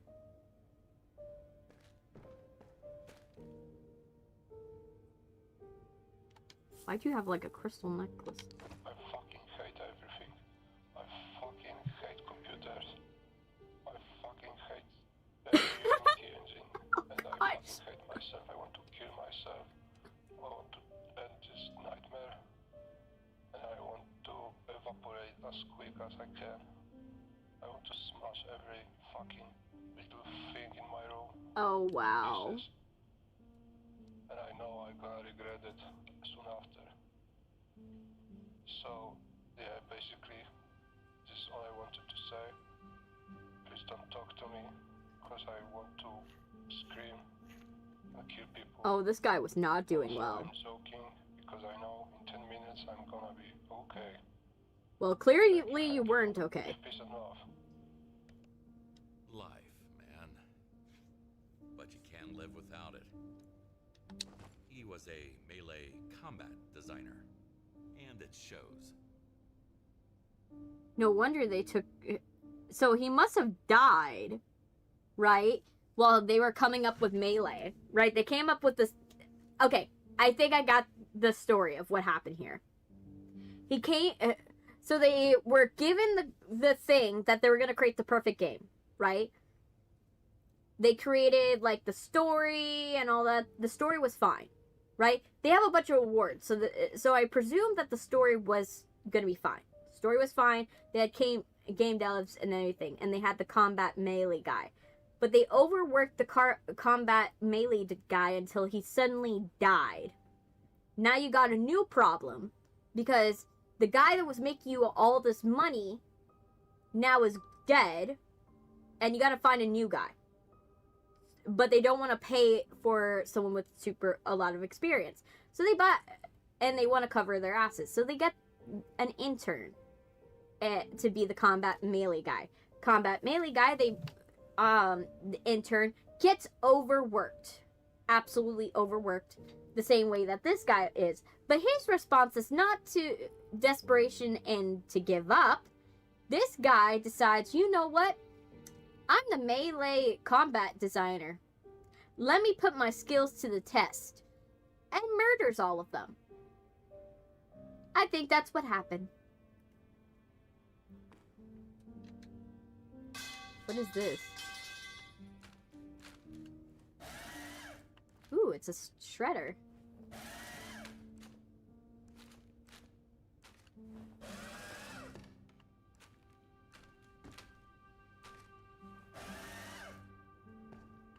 Does it only shred paper?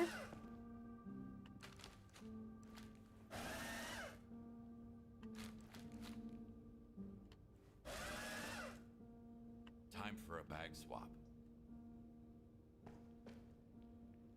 Oh, that kind of sucks. So it's like just a normal shredder, but with a noise? It's kind of annoying. If that's all you're getting out of it, I thought he was the main protagonist. LOL. Yes. If that's all you're getting, all you're getting is an annoying like thing, and you still have to bag swap. I don't like this as like a mechanic. Like, I rather have the void. The void's more funny. You know, I like the voids better.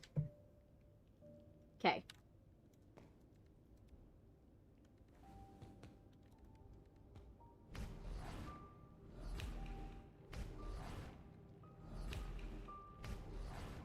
Okay, so. Actually, you know what? I'm just gonna put this here. And then I'll pick up everything that I need to pick up. And then when I'm done, I'll just pick up the trash at the end.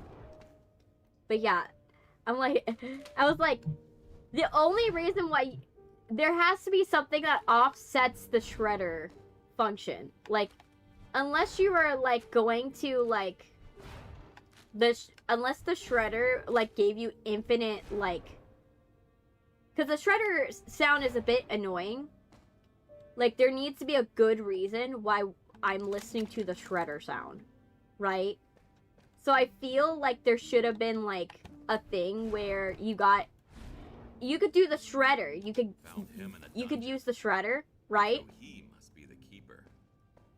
But if you use the shredder, you're gonna get the annoying sound, but you'll have infinite like you'll be able to like use it to infinity. Like, that's something I would like, right? With this system. Like, if I could use the shredder infinitely and I don't have to do a bag swap with it, that would have been worth it. But the fact that it doesn't do that is kind of stupid. Because think about it, you're never going to use it because the shredder noise is so annoying. Like, I like the feeling of shredding something. I don't like the sound of shredding. Right? You know what I mean? Like, there should, like, I like the idea of the shredder. I just wish it was executed differently. Like that, or make it to where if we do need to do a bag swap, make it to where like the shredder is like OP for that. Like if you do the shredder will literally like go and allow you to do more things, right? You're able to like, you don't have to change the bag for a long time. Like, if it did that, then I would be okay with it. But the fact is, I don't like the fact that you still are dealing with the fact... You're still dealing with it. How's work treating you? My boss has mostly, like, giving me a like... He was like, Chrissy, I'm gonna give you, like, a little break before I launch you back into the internship because I'm in Ireland. But, so my boss is currently in Ireland, but I've been doing all the I've been playing catch up on all the videos, and I'm trying to do as many videos as possible because I don't want to be in that situation where, like I was before, where I have all these videos that I'm working on, and I get, like, a bunch of videos done, and then something happens and I can't like post them right away. I can't make more. And so what happens is it feels like, oh yay, you got videos done, and then I stop for another week. And I feel so bad about that.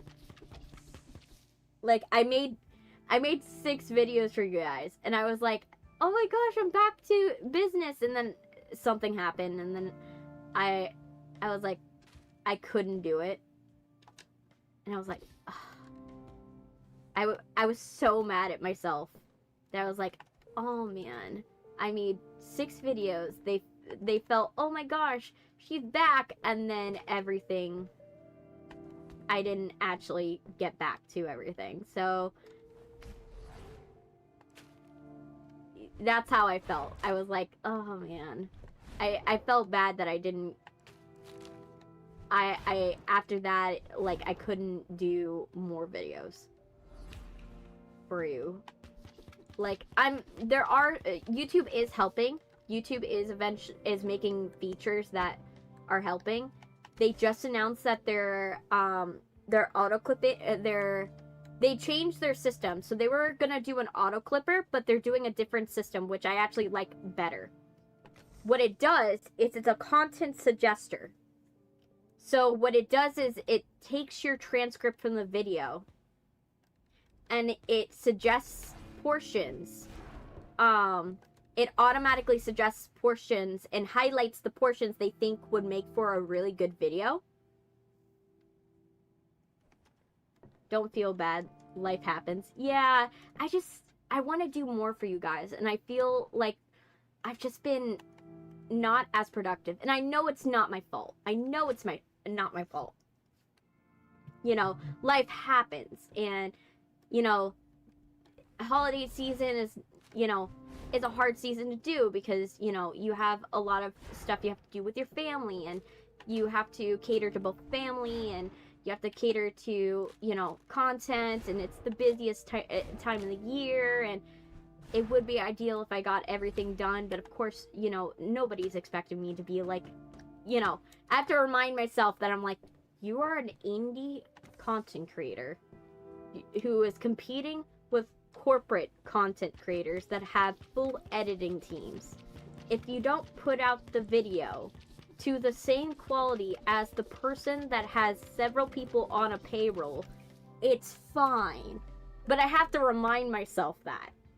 Because, like I said, I am this ultra perfectionist that I have to remind myself all the time. You're doing okay. What you're doing is okay. You're getting there. It's not at the speed that you want it, but you're getting there, and that's what matters. And I have to remind myself that. I have to remind myself I'm human, which is absolutely hilarious. When I have to be like, you're a human being. Stop being mean to yourself. You know? I have to remind myself. because I'm that perfectionist. I've helped myself get over my perfectionism. Like, I've gotten better at it. Like, don't get me wrong. I've gotten better at my perfectionism. Like, it's not as bad now. But I still, you know, I still have those moments where I'm like, you're doing okay. You're doing better than most. You're doing better than most. Stop being mean to yourself. You know? So I have to remind myself all the time. You know? And that's why I also tell you guys, don't be mean to yourself as well. You know, even I'm mean to myself when it comes to, like, oh, I'm not doing enough content. Oh, I'm not doing enough. You know? Like, sometimes even I get mad at my own self about my own work ethic. Even though my work ethic is probably fine. Like, there's nothing wrong with how much I'm working. I'm actually probably working on too many things. But because I'm overcritical of myself, that's why. You know, I'm probably my worst critic, like I say. Like they always say, it's like, you are always your own worst critic. You will always find something wrong about it. About everything you do. And so it's best not to get mad at yourself because, you know, what you're doing is probably the best anyone could ever done in that situation. You know? So I have to remind myself of this all the time. And it's annoying that I have to, but I have to remind myself because I'm like, I am so bad at being mad at myself. Sometimes. But, you know, that shows that I'm learning. I'm getting better at it. One day I'll be super good at it and be like, oh yay! You know? You're doing good. You know, it just takes me a minute to be like, remind yourself, don't be hard on yourself.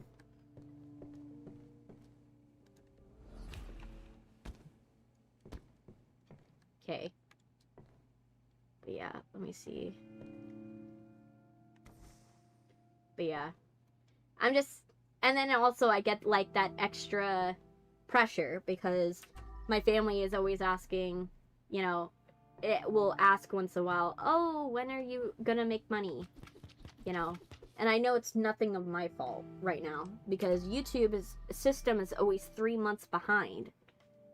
So I've already hit the metric that I need to hit, but I have to wait for the system to catch up. And it's so frustrating because I'm like, I could be actually making money right now. But the system is behind. And and especially when I look at myself and I'm like, I'm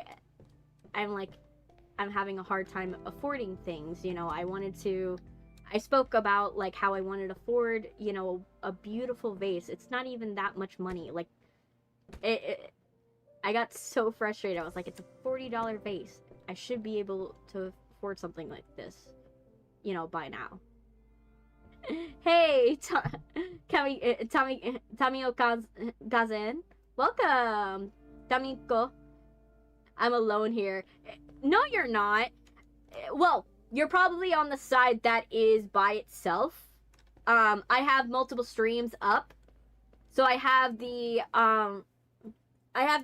Twitch version, I have the vertical version, and then I have a horizontal version of YouTube that's going on right now.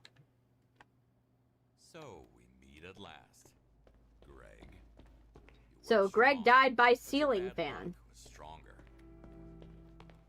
He died by ceiling fan.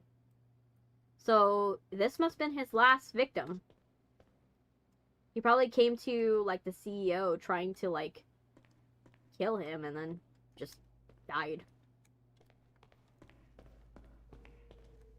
Oh well. Down the slide you go. Where it stops, nobody knows. But yeah, how you been doing, Damio Gazin? Is it Damio Gazin? Damio Gazin? Yeah.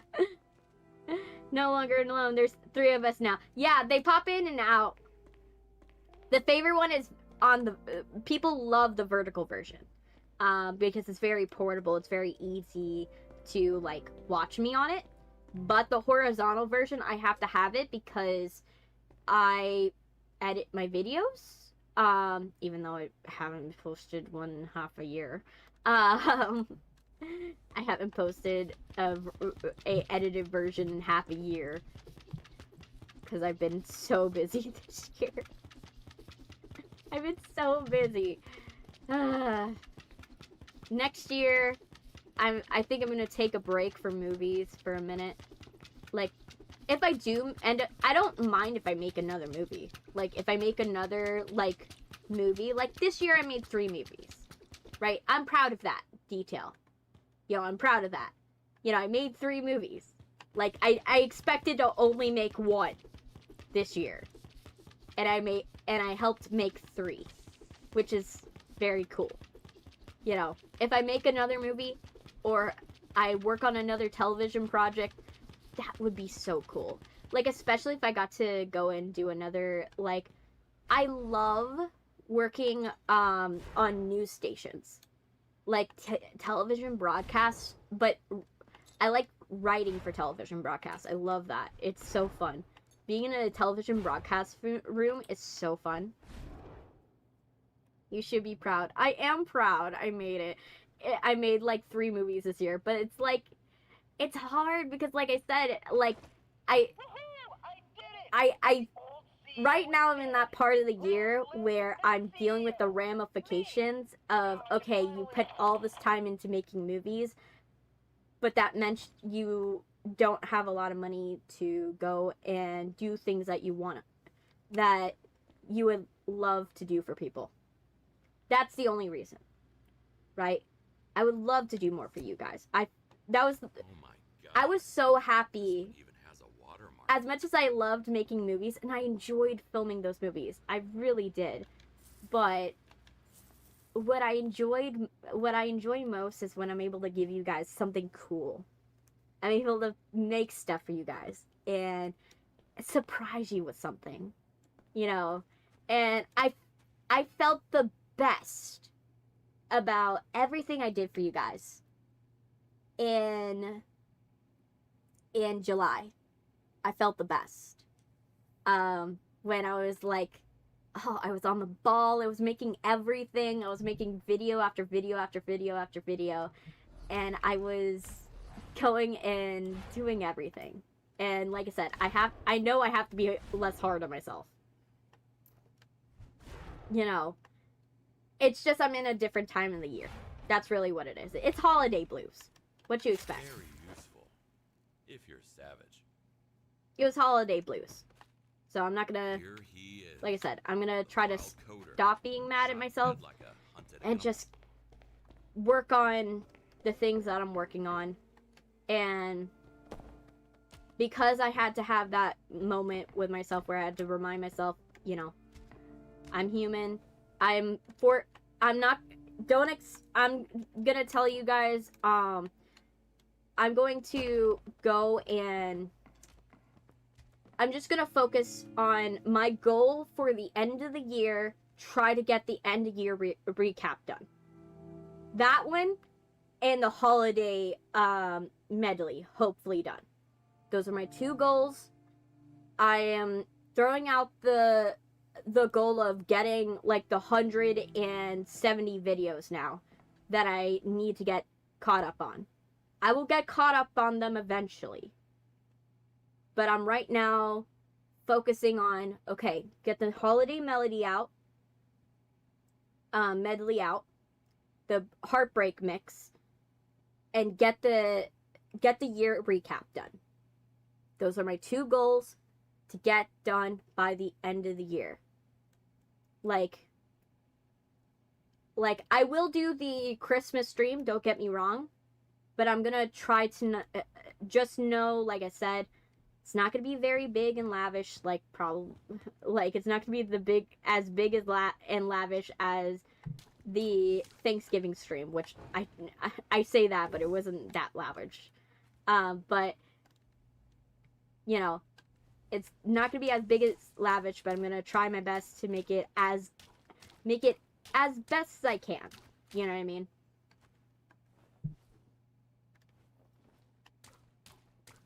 But yeah. But like I said, I think it's mostly, like I said, I'm taking it hard because of my money situation. Like, money is one thing that will, like, sour a year. Is the best way to describe. Like, it's the one thing that will, like, make it hard for you to accept your year. Right? So, I'm just trying my best, you know, trying to stay positive for the most part. And eventually I'll get there. But I say that because a lot of people have this demeanor that about me that I'm like very, very like positive. I'm very, very happy. I'm very very good. I'm very like positive and everything like that. And a lot of people forget that sometimes I'm like this, where I'm like, I'm not sad. I'm not saying the year I had was a bad year, other than the fact that I had a bunch of my family die. Not fun. You know, like, I had a bunch of family members die, and that was not nice. But, you know, I am taking it, I am proud of the year I've had. You know, dealing with what I was given. And the things I got done this year. It's just, like I said, it's hard. And so we're almost done with this section. We're almost done. There it is. Okay, let's punch our worries away. Punching the worries away. Okay. I said that like, did you ever watch the middle and there's a kid in the middle that's named Brick, which I love the name. I think it's a funny name. And he's like, let's do this. Let's do this. He'll go and like, he'll say, let's do this. And then, let's do this. And it's like some cool thing that he does. Like, and I find it like charming. Like, I remember that I was like, oh my gosh. That reminds me of that character. That reminds me of that character. Also, I got to see, I got to get caught up on a little bit of Stranger Things, the new Stranger Things, season. I got a little caught up on it. I'm not absolutely caught up, but I'm getting close. Empty the trash can first. Oh, I gotta empty the trash can first. Down the chute. So, I'm almost caught up with Stranger Things Season 5, because I haven't had a chance to. So I'm almost there. It's been fun. My sister wanted to watch it with me. She's been like, oh my gosh, I want to watch it with you, Chrissy. You know, so I've been trying to watch it with her. Oh, so he got shot. This must have been the CEO. That must be the CEO. He aimed high but accomplished nothing. No, you just overworked your people, and then voila, one day they just couldn't handle it. Oh well.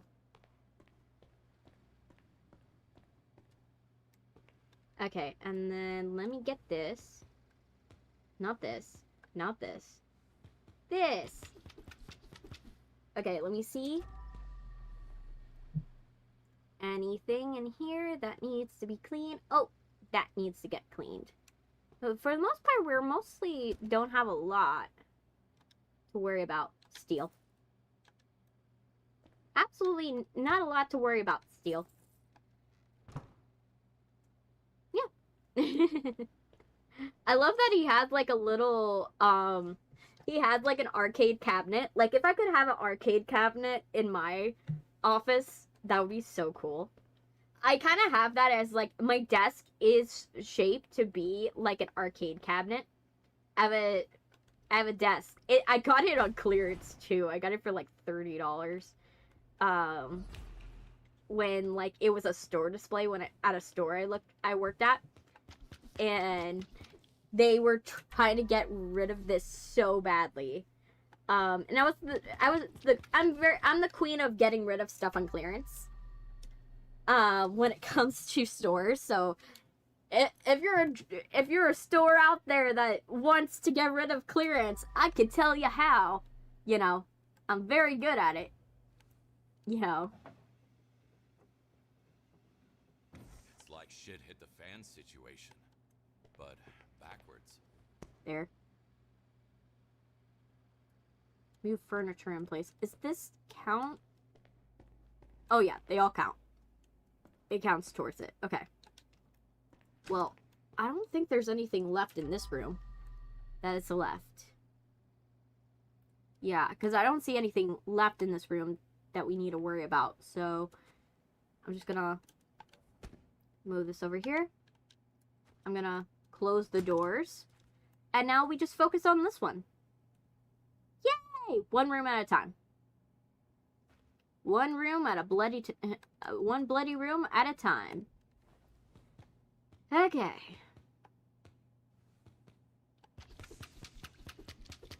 But yeah.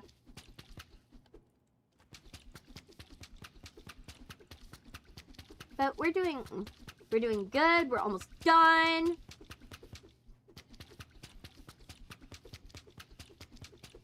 And we're gonna be great. And then everything will be good.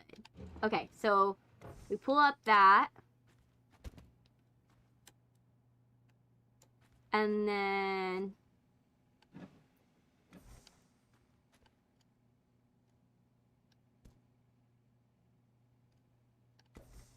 there we go. And then let's put this, and then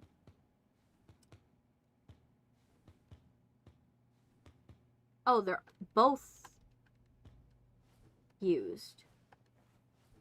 Oh, they're all used. So, yeah, I cannot do that. So, let's just...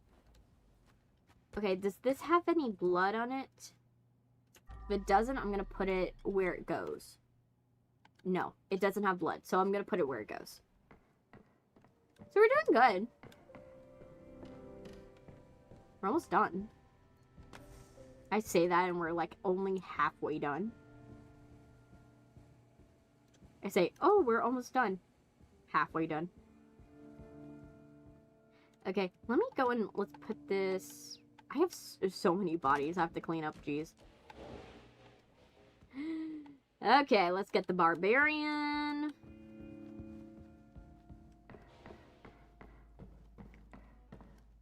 Throw. But yeah, so we're almost done with Crime Scene Cleaner. I'm excited. You know, I really hope they come out with more levels. Really hope. Because I do love this game. And I would be really open to them making a second game. Because this game is, like, really good. Like, top quality. Like, more than worth the price that I paid when I initially bought it. Like, top tier. Top tier gameplay. Because, like, it's so satisfying. The puzzles are good. And, like, there are some things that are hard to decipher.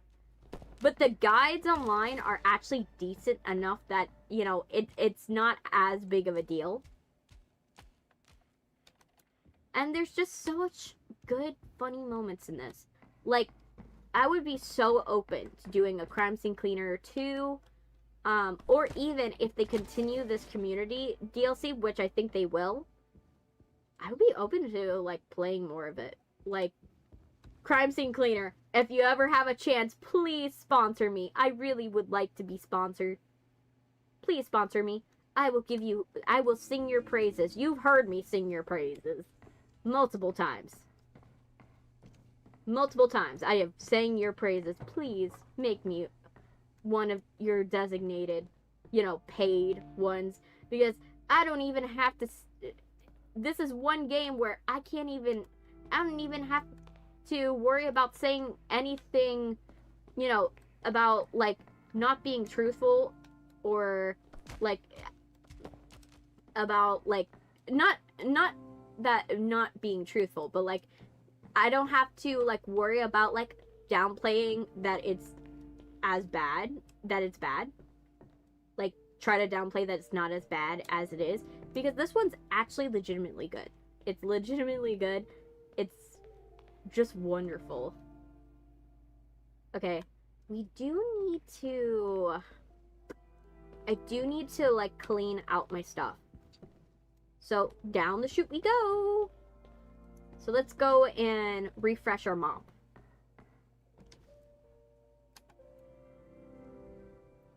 Yeah. There we go. That was fun. I love that. That was fun. I always love when I do that. When I, like, get to go and do this. Ooh, actually, I have a bag here that I can go and combine it. Yes. And then this can go over here. But yeah. Are you guys still there? I don't know if you're still there. I could be talking to nobody, which is totally fine. You guys will find me later. You'll find me later. Probably doing this at the same time.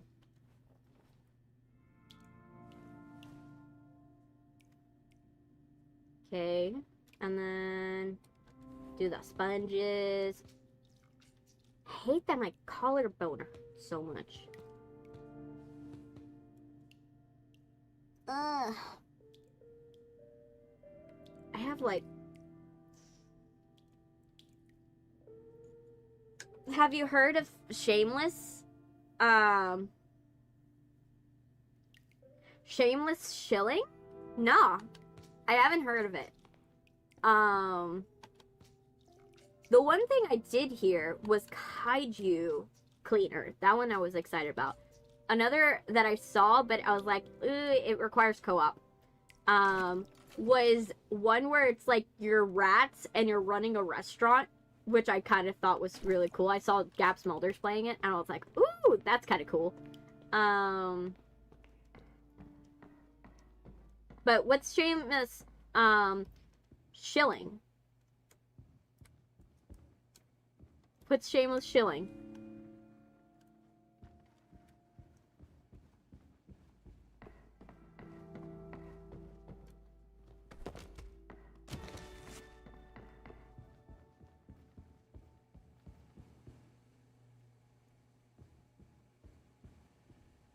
Okay. You go in the kitchen. I was referring to your, for sponsorship. Yeah. Like I said, I'm happy to, like, say it out loud if there's a game. Because it's happened before where I've said, oh, I would love to be sponsored, and someone actually actively did it. So I wouldn't be like, or I did a sponsorship and then I was like, I really enjoy this game, and the person gave me the full game. So I'd rather speak it out into the world, because who knows, it actually might happen.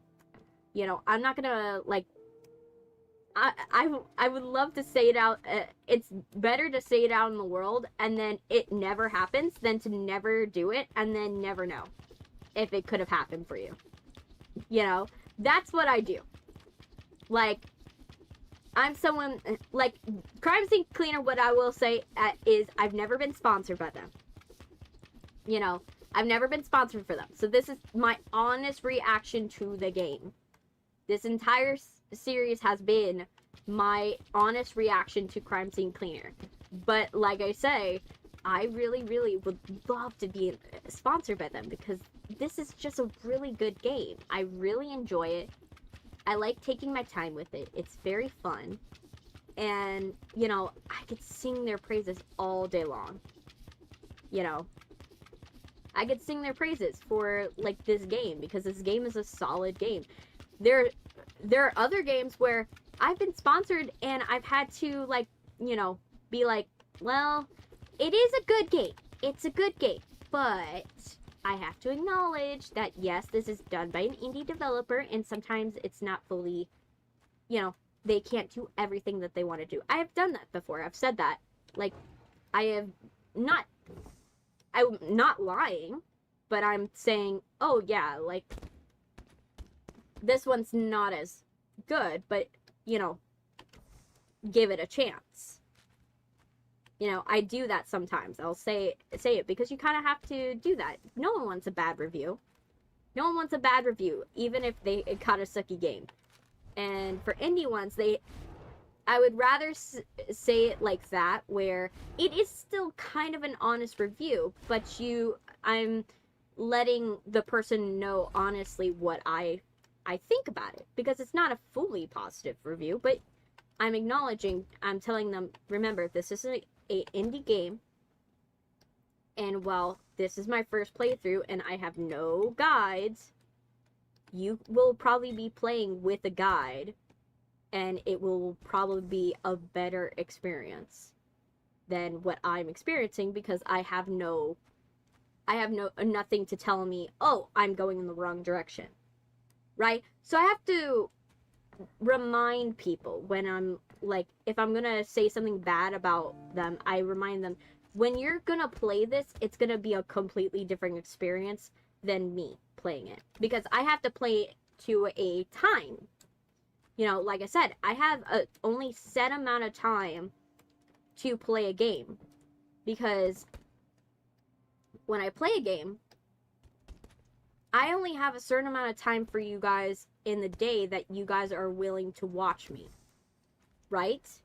So I know I can't have a game that goes for too long. I can't have a game that goes on for like 12 hours in a stream. I have to find a way to either break it up, or I gotta find a way to do it, but like do it in a way that works, right? So that's why I try to remind people, it's probably not bad. You know, you have all the time in the world. That's why I was telling Ollie, don't feel bad about you not doing well in Hollow Knight, because, you know, that's a legitimately hard game, and we all know it's a hard game. Everyone knows Hollow Knight's a hard game, but it's a hard game that at the end of the day, when you're playing it on your own, there's no pressure of time, right? You're not worried, oh my gosh, I need to get this out before, you know, I need to finish this, because if I don't finish it, the people that love this game are going to be mad, right? A lot of people did not like the fact I did not finish well, not a lot of people, but some people did not like the fact I did not finish Five Nights at Freddy's. Like, I didn't do, like, the 6th night on Five Nights at Freddy's 4 and stuff like that, but I didn't care, because at the end of the day, for me, right, if it's going to take longer, like, if I'm going to have, I said this before, but if I'm going to have 20 streams where you're going to, where nothing is happening and you're not enjoying the stream, I would rather stop the game right in its tracks and move on to another game than to just try to do it. And maybe I will do it in post. Like, Five Nights at Freddy's, I was thinking about when I get back to that game, when I finally do the editing version of that game, I might go back and replay that end section just so I could get the ending for you. But I will put a disclaimer that in the original edit, it was not there. I did not finish the game. you know, I will put a disclaimer. Hey, I did not finish this game.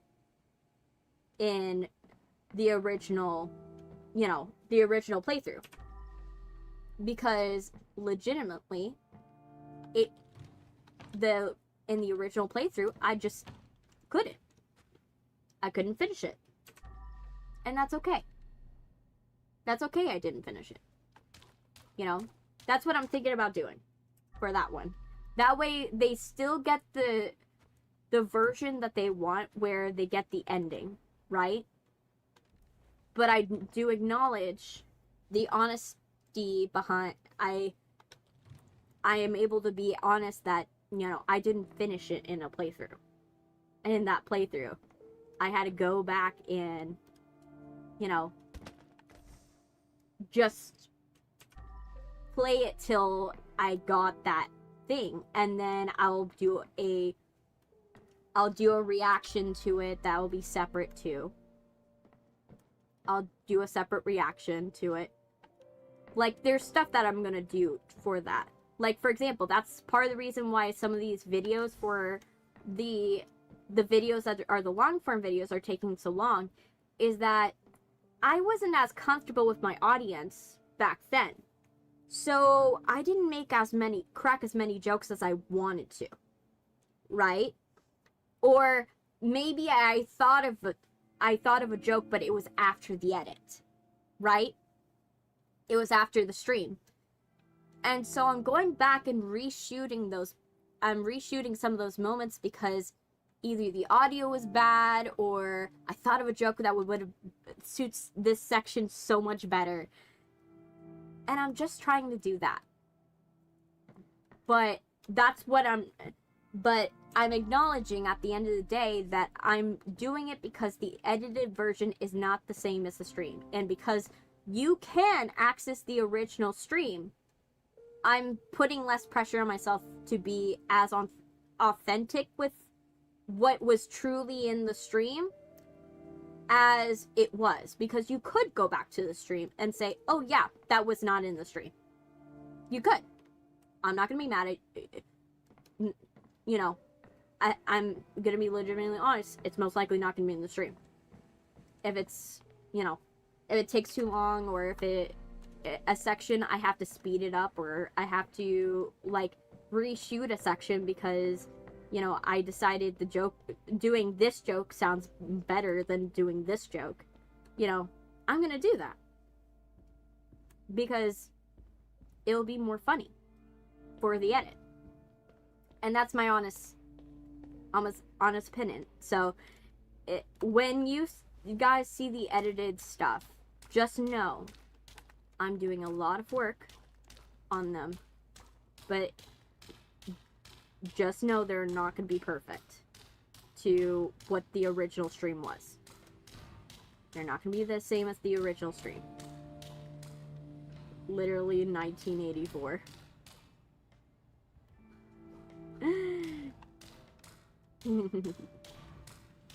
Literally 1984. What do you mean by 1984? Do you mean the book?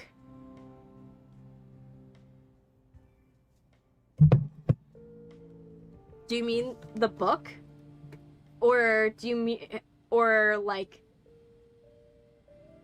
or I'm confused. Explain, Groggy. I don't understand.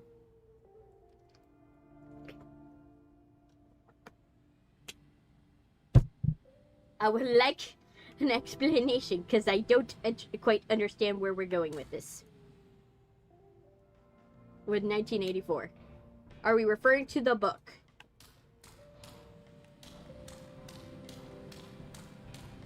Okay.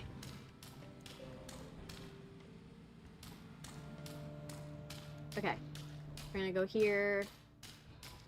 We're just cleaning. Okay.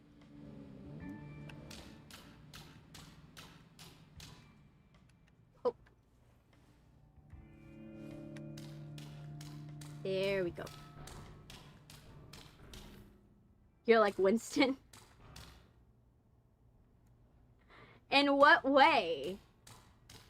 I'm confused. In what way? Describe. Describe how I'm like Winston.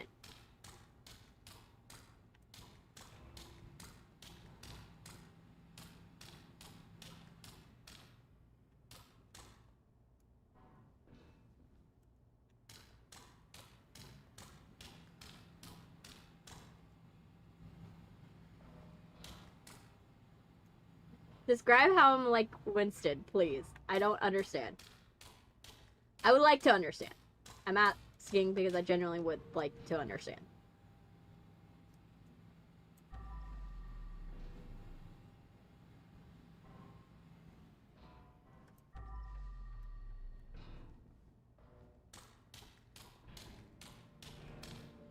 I was trying to make a joke about your editing videos where like Winston editing history and the mystery of truth, but I executed it poorly.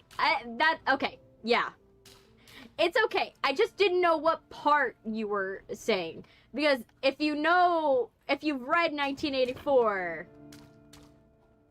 you would know I would be concerned by what you mean.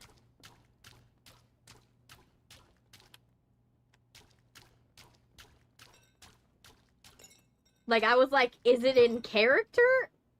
Like, in character? Or do you mean, like, a reference to what he did? You know, that's why I was worried. I was like, I didn't know exactly what you meant. Oh my gosh, there's roaches in this section. Yes. Let's get the pizza boxes from behind here. So that way the roaches have no more homes. Because they love the cardboard. There we go. There's so many boxes. But yeah. But like I said, it's less like that because, like I said, I'm not getting rid of the original streams. I'm being transparent that I'm choosing what would be best for the edit. What would be best for the edit? If you want authenticity, go to the stream. You'll see me stutter, mess up my words. You'll see me not talk as fast. You'll see all of that stuff, right? Because it's not as polished. But if you want like the polished version, that's the version. How I see it is like, if you're loyal to what I do, you're gonna love the stream, right? Yeah, it makes sense. It does. It's a huge amount of work. Yeah, that's why it's taken me so long, because it's a huge undertaking to just not only edit sometimes 9-hour videos, but also re-record them. So that, but I'm re-recording them not in my new model. I'm re-recording them in the old system as the old model. So that's also another thing I have to keep in mind. I'm re-recording it in the original way I did. I did it. In the original way I did it, but with enhanced audio, because you guys have said it in the past, those streams you could barely hear me, because the problem is I had audio issues in those live streams. I had so many audio issues because I didn't have a really good my mic was fine, it was just my settings. I didn't set my system up correctly when I did it. I was still learning how to use my microphone, you know, for streaming. I had it set up for, oh, you want to go and do stuff for, like, you want to go and have your video and do it for video and everything like that for a pre-recorded stream. Yeah, I still had it set up for that and not for streaming. And it wasn't until I figured out, oh my gosh, this made my, it took me like 3-4 streams to figure out, oh yeah, this was definitely not working. You know? Took me a minute. Let me see. That's a chair, that's a chair, that's a chair, that's a chair, that's a chair, that's a keyboard. Who pees in the plant?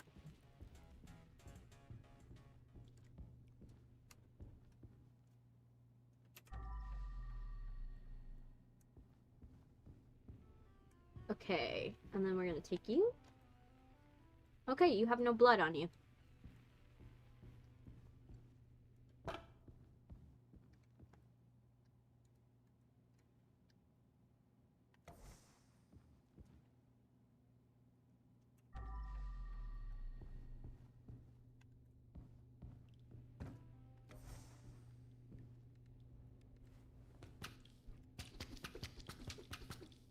Good.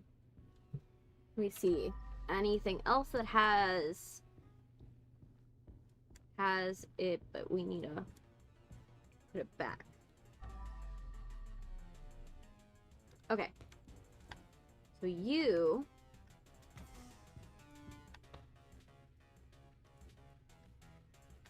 there. Good. Now let's clean. Let's clean all of the gross stuff that's here. I don't like all of it. Yeah. How you doing, Chance? We doing okay? Why we sighing? Why we sighing? Why we sighing? Why we sighing? Let's clean the pee out of this plant, this poor plant that had to deal with just like people like emptying their bladders. Poor plant. It did not deserve that. It deserved fresh, clean water.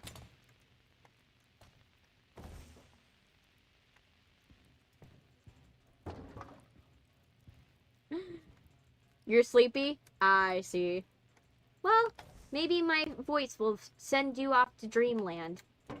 And then, you will then dream nightmares of spiders crawling into your throat.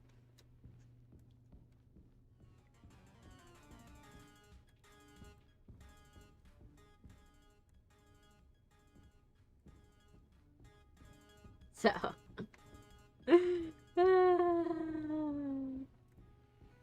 very funny. I know I know I'm ruining people's day by like reminding them of that little fact.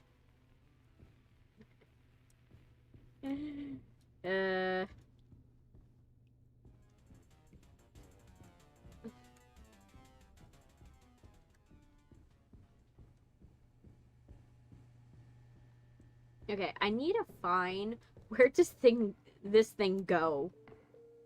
Where do you go? Man, like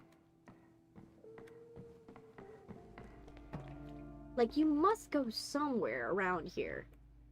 Like, I feel I'm missing it. Like, is it me?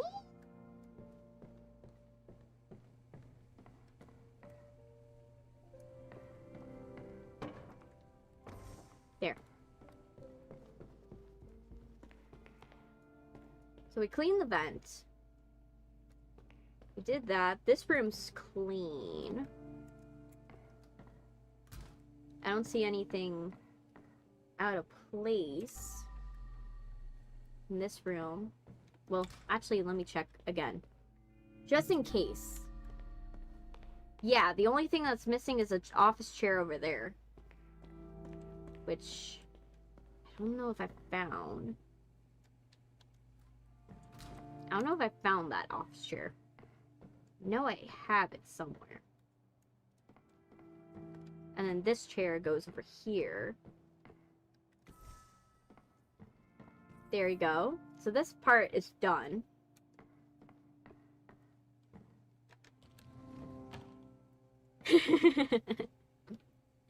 Wait, you didn't know that spiders crawl...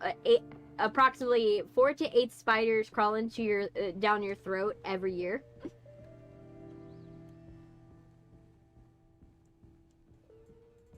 Well, I guess you know now.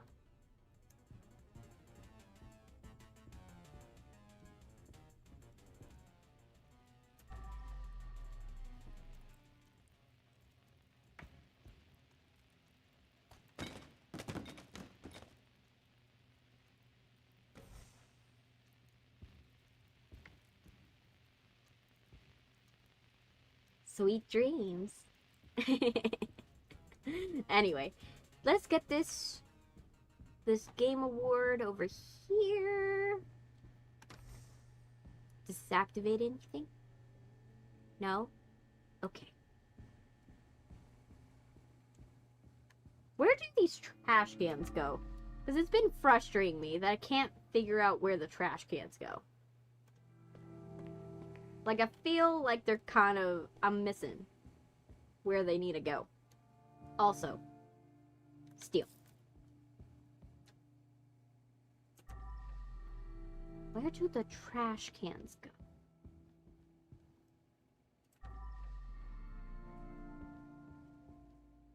Do you go in here? I feel they're missing. They're like location. Like, maybe they're in the stairwell? Are they supposed to be in the stairwell? I'm missing where they need to go. We have all the chairs for here.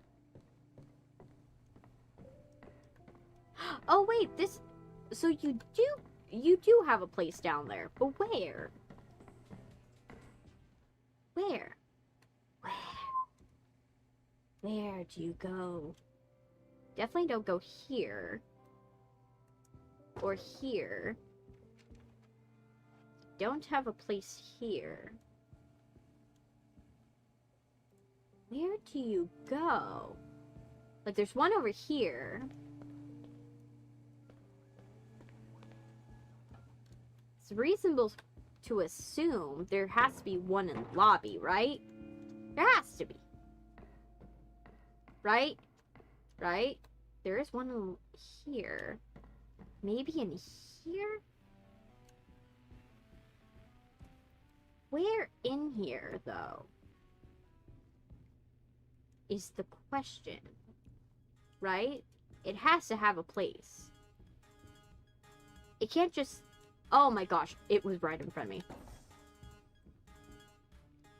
I feel like I missed it for so long. Okay, so we're missing a keyboard. That's the only thing we're missing, right? That's the only thing, I think.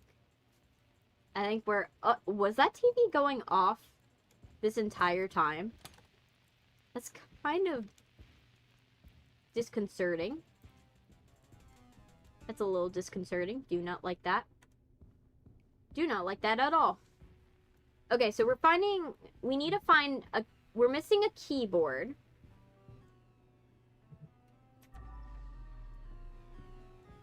We're missing a keyboard. I wish it would tell me if the missing keyboard is here. Where is said keyboard? Because I presume it must be in here. Oh, where? Where is said keyboard?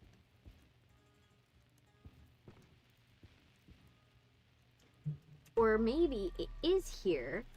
Oh, it's just not placed right. That's what happened. Okay. Let me see. Nothing in here. Okay, perfect. So, we're almost done. This room looks done. This looks done. Is this part of it? Yes, this is part. You're not. Okay. So something in these series of rooms is askew. Right? So this is part of it. I don't know. You seem sus. You seem like you have more going on here. Is it in here? No, because it's in a different floor now. And this is a different room as well. So where did it go? Oh, we're missing 2 controllers. Okay, we're missing 2 controllers. So yeah, we're missing a bunch. So yeah, we're still missing stuff from here. This wing is done.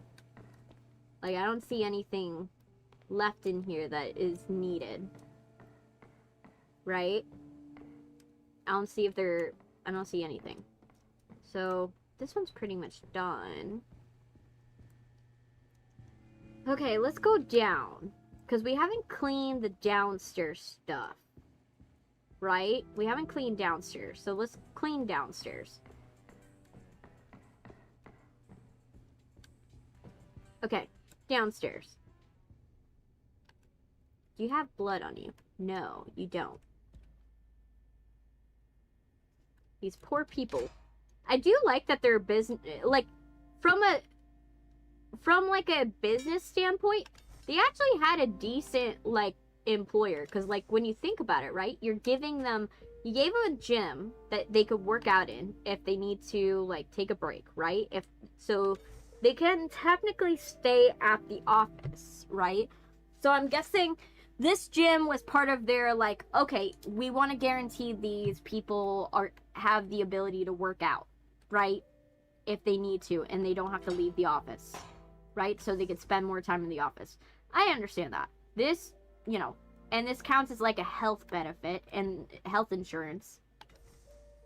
So, hey, Ollie, you're back.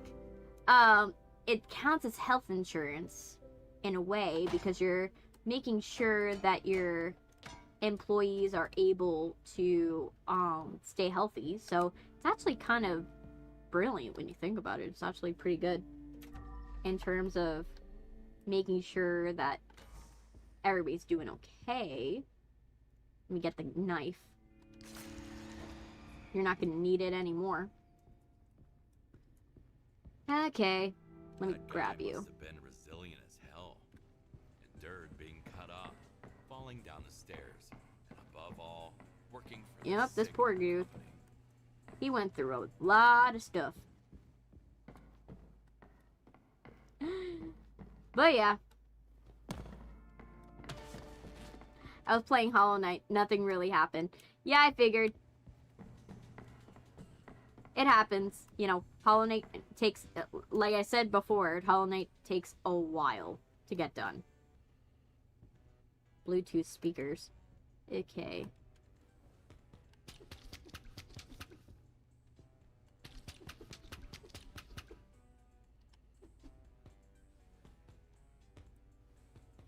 Okay, so actually, let's get my trash.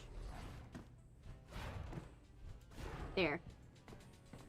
And then let's go and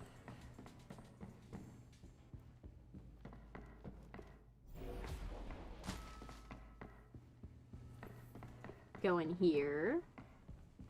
But I have to say, for an employment place, to give your employees a sauna and a gym and a shower area, I'd say it's not bad. I'm getting my first PC set up. Congrats! I know it's very expensive. But PC is one of those things where it's so worth it because once you invest in your first PC setup, you're then able to upgrade PCs going forward. And it just ends up being so much worth it. Like, more worth it than if you just decided, okay, I'm just going to go and buy a computer, like a laptop. Because you can always upgrade your PC. Whereas it's really hard to upgrade like a laptop or like a standard computer. Like, you can't upgrade a MacBook. That was the one thing I hated about, like, Apple products. Is the fact that you could not legitimately update them. You couldn't upgrade them. If you needed more space or something new or something like that, you would have to buy a new computer. And I hated that. Because it cost-wise, yes, buying a PC is a lot of money. But in the long run, you're actually saving yourself money, because when you lose space or stuff like that later down the line, you're not gonna be as worried about replacing the whole system. You're just gonna spend a couple hundred to replace one part, and that's what's good about it. Whereas if you did a normal computer from another place, you're gonna be spending another $1,000 just on another computer, and you're gonna be like, I have to replace the entire computer, and it's just not as worth it. Though you are going to have to, yeah, it's a wise choice to like pick a PC. You know, it is gonna be annoying for the first, like I said, for a little while, it's going to be annoying because you're like, oh my gosh, it was so much money to do it. But it's, in the long run, I need to clear the way first. It's so worth it. It's so much more worth it.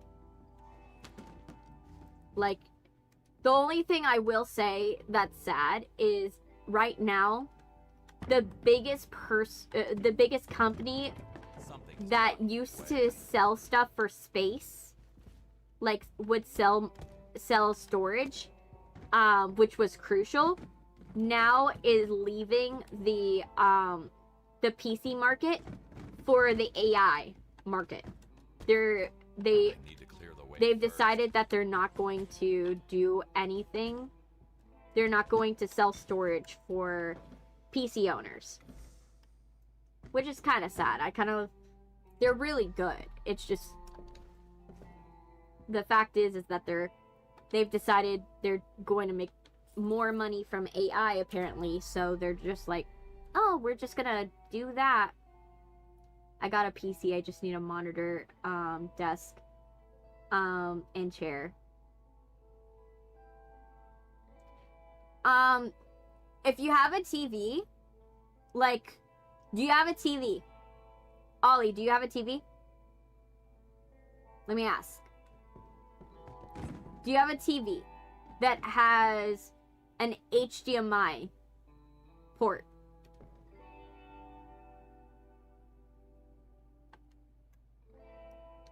Because if you do, you could just hook it up to your TV in the meantime.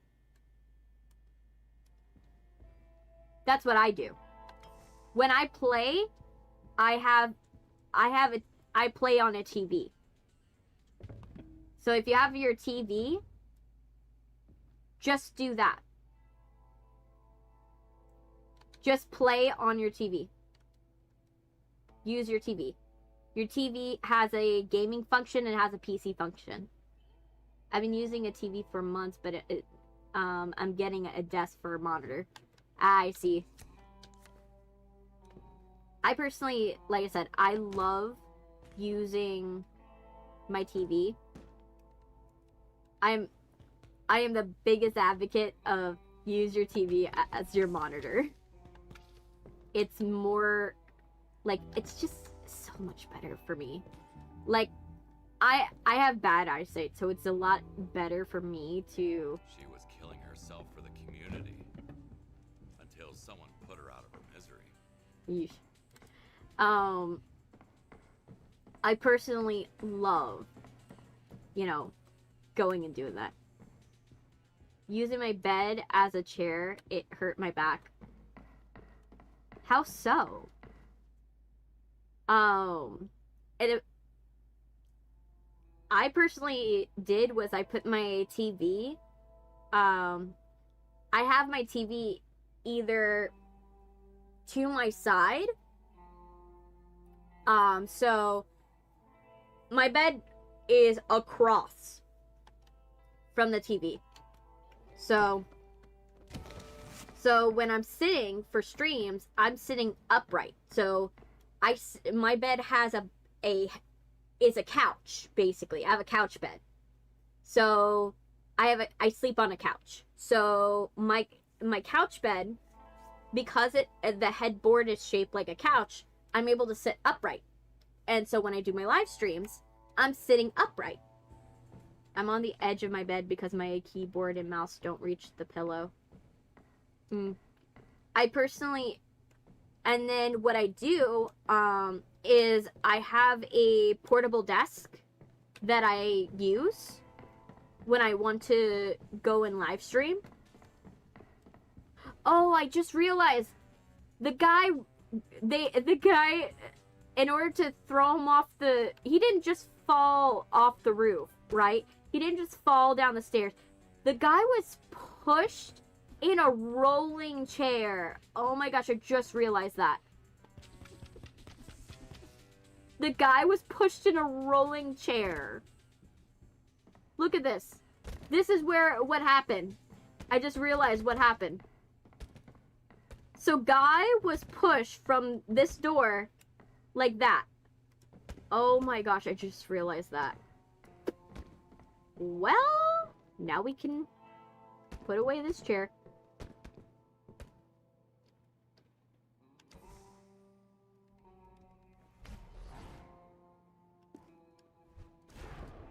There we go. There. I just realized that. I was like, how did he die? Now I know. I changed from Ollie Chops YT to Ollie Chops GD for Geometry Dash. Oh gosh. You're funny. But yeah. So yeah, I sleep on a couch bed, and so I sit upright for my streams. So it forces me to stay. So I don't have back problems per se, but because when I use my gaming controller, I'm like sticking in my elbows. Like I'm sticking in my elbows, and I have a demeanor of like going and having my shoulders like push down naturally.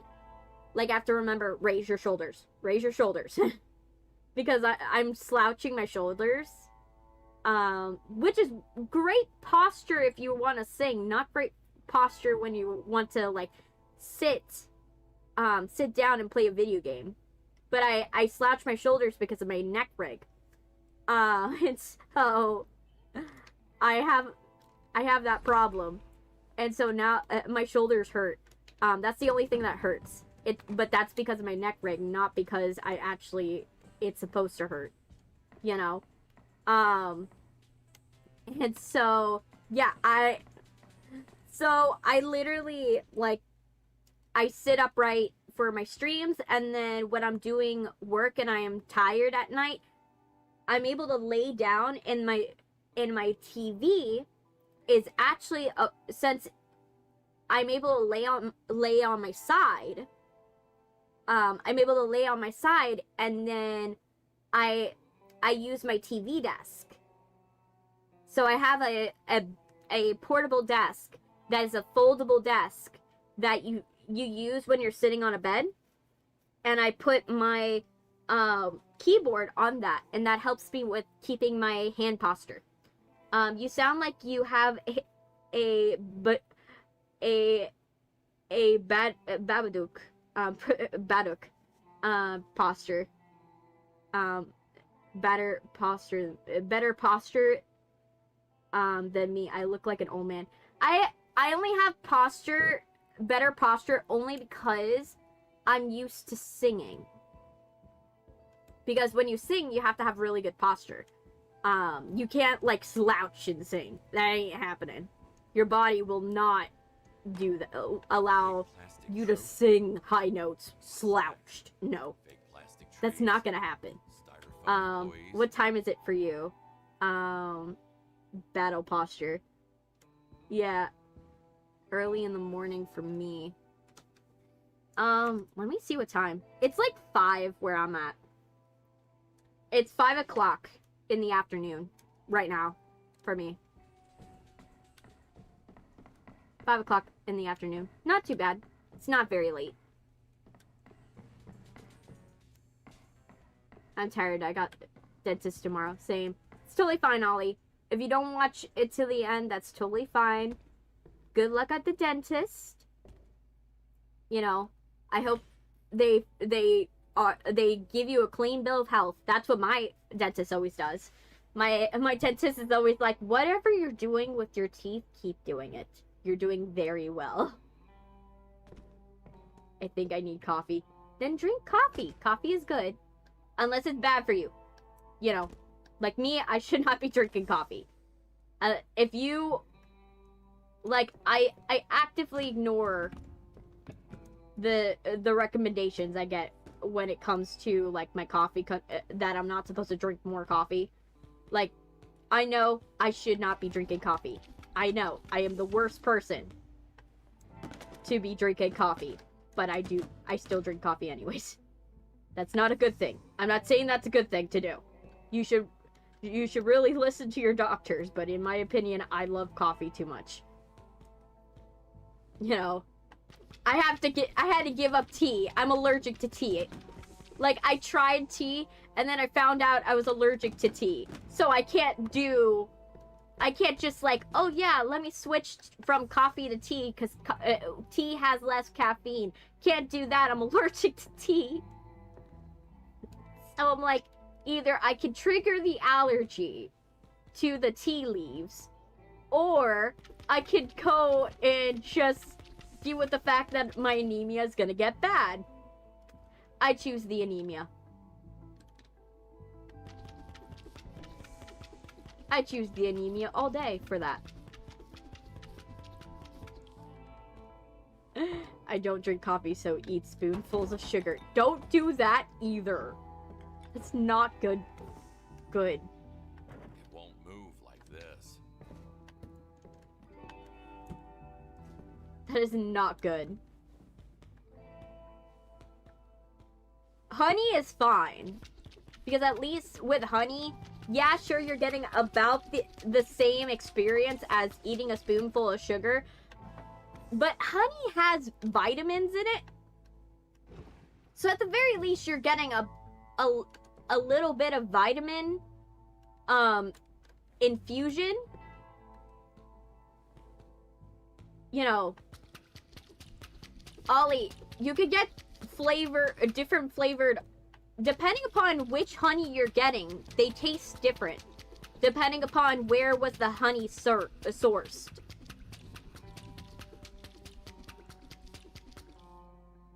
You know, depending upon where the honey is sourced. You know, you could get ones that taste really good. Like one that I loved, but I can't have it because I'm allergic to mangrove trees, was mangrove honey. Mangrove honey has a bit of citrus aftertaste because it's done, they harvest the honey from trees where they go and they have the bees near mangroves and orange farms, and so they have a citrus aftertaste, and that I kind of like. That I like. But it really depends where you're getting the honey from. Because if you get the honey from one place, it'll taste different from where you get honey from another. Like, you might like a clover honey, but hate the taste of a lavender one. You know? I like Sonic the Hedgehog. You and Little Spice love Sonic the Hedgehog. Like, so, like, you should have seen Little Spice. He was like, I want a Sonic the Hedgehog toy. I want a Sonic the Hedgehog toy. Is there a way to get a Sonic the Hedgehog toy? And I'm like, and I was like, we'll figure it out, little buddy. We'll find a way.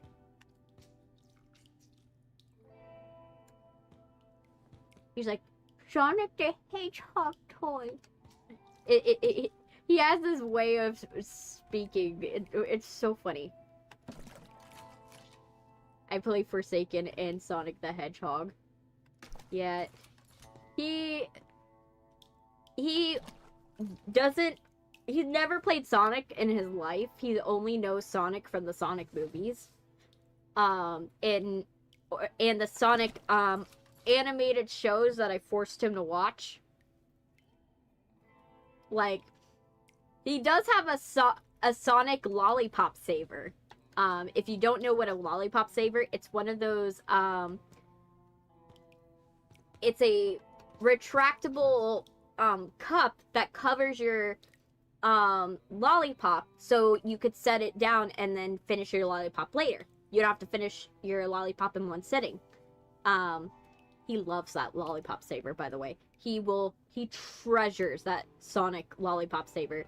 And basically, it's a lollipop saver, but basically, since it's Sonic the Hedgehog, his skull opens up and splits in half, like down the middle, because his head's where the lollipop goes, like a Venus flytrap. And so he treasures this little Sonic lollipop saver. It splits down the middle, like if Sonic's head is basically if Sonic got infected by the Thing from the Thing. Got giant. One sec. But yeah, imagine, so yeah, he has a lollipop saver and he treasures that thing. So I'm probably gonna do for his birthday, because his birthday's coming up soon, is I'm planning to do, when I actually have some money, I'm gonna try to get him like a little little Sonic toy. I want to get him a little Sonic toy, and then after the stream, he wanted to play piano in the store yesterday when we were visiting Santa Claus, and my dad was like, I want to play the piano, and my dad's like, no, we're not gonna get this piano. Your sister has a big one, the professional one. Like, you could use that one. And he was so sad. He was like, but I want to play piano. Not understanding that my dad's basically saying, you could play piano. Your sister just will let you use the bigger one.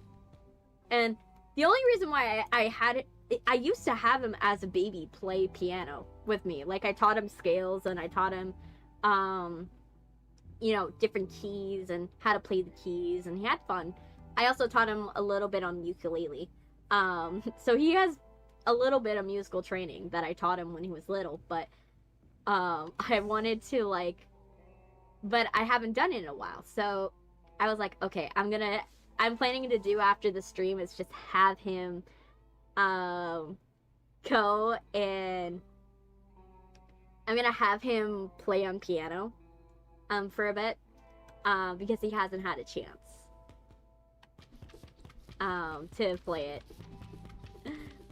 I can't send it into the community since I haven't subbed for a week. Just wait, Ollie. Trust me, I will be happy to see it next stream next stream. So if you're not able to send it today, I will be happy to see it next stream. I will remember it next stream. If I'm able to remember Sylvia's Husk plushie that she had to wait to show me, I will be happy to see it next stream when you're finally authorized. Because even if I try to authorize it now, it won't be fully in the system till tomorrow. You won't be in the system till tomorrow anyways. So it's best to just have you wait. I'd rather wait till, Friday or whatever the next stream that you're going to, whenever it will be available. I don't know when you subbed. If you subbed recently, 2 days ago, or you subbed today, Ollie. So I'll see it at that stream, okay? Just, like I said, Like, if I'm able to remember about Sylvia's Husk plushie, I can remember your Sonic one. And I'll be happy to see it. And I bet, and trust me, I will probably show it to Little Spice afterwards, like I always do. I always, like, with you guys' stuff, I sometimes will show it to Little Spice, and I'll show it to my family to be like, oh, look what they sent me this time. You know? So they get to see some of the stuff that you guys send. You know? And they, trust me, they have fun. They enjoy it just as much as I do. It was like a few days ago. So you might, so probably next stream, you'll probably be able to do it. Because if you resubbed last stream, right? If you resubbed like a couple days ago. A few days ago. By the time it's Friday, like, because I'm thinking about moving the Christmas stream to Boxing Day, you'll be good. You'll be absolutely set.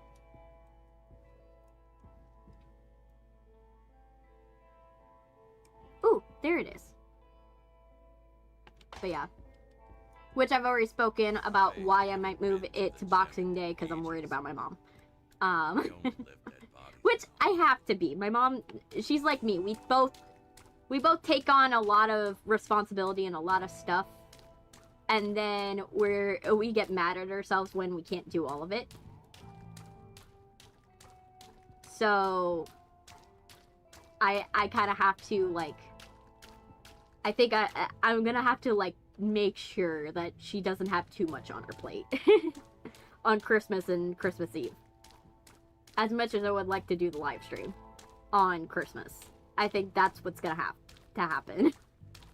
Which you guys will still get a Christmas stream. It'll still be technically a Christmas stream. It just won't be on Christmas. It will be on Boxing Day.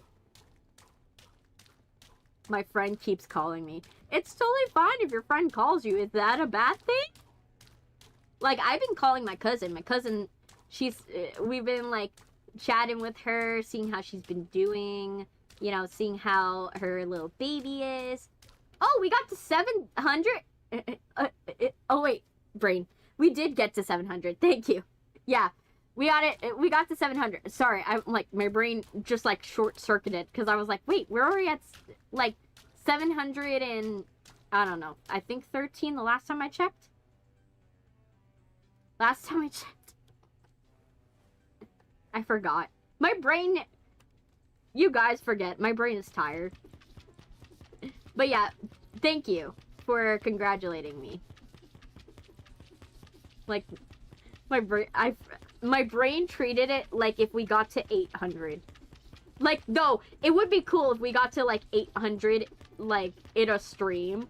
I would be so ecstatic if, like, that number, like, jumped to, like, 800 in a stream. I would be like, oh my gosh. Like, imagine I go from, like, 713 to, like 800 in a live stream. I would be, like, I would be floored if I saw that. I'll be like, oh my gosh.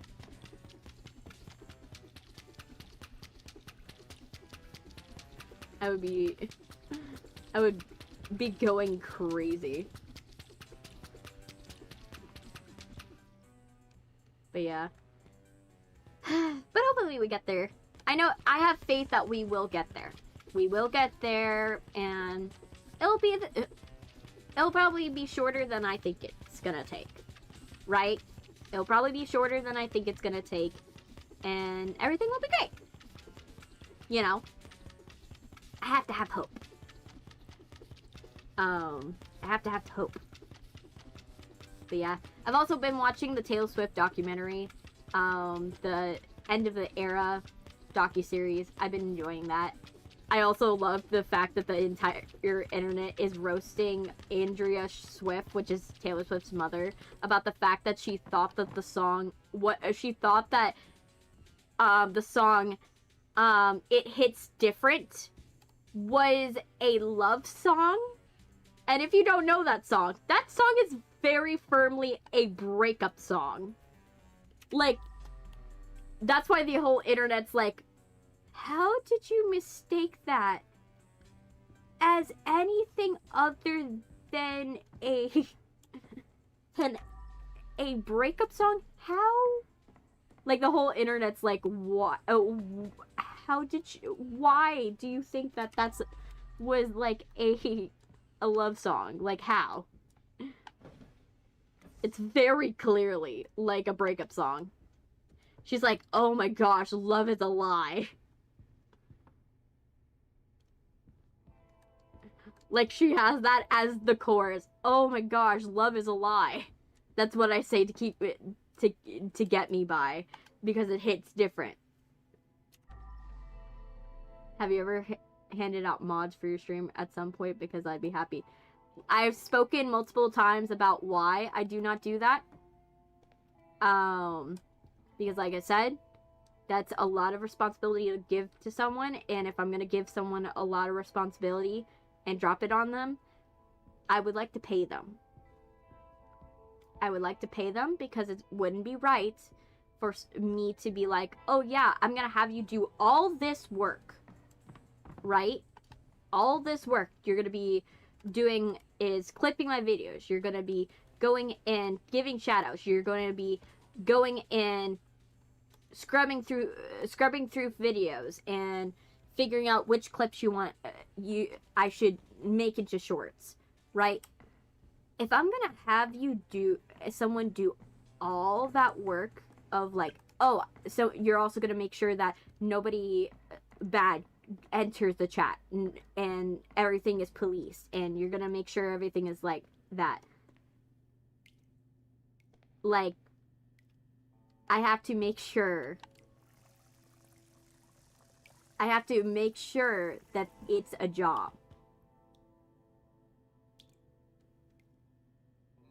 I shouldn't have asked. It's like I said, I've said it multiple times, so it's not, like I said, I'm not mad at you for asking it. I'm fine with saying it because there's newer people here as well that probably would have asked it anyways. No question is a stupid question when there's new people. You know what I mean?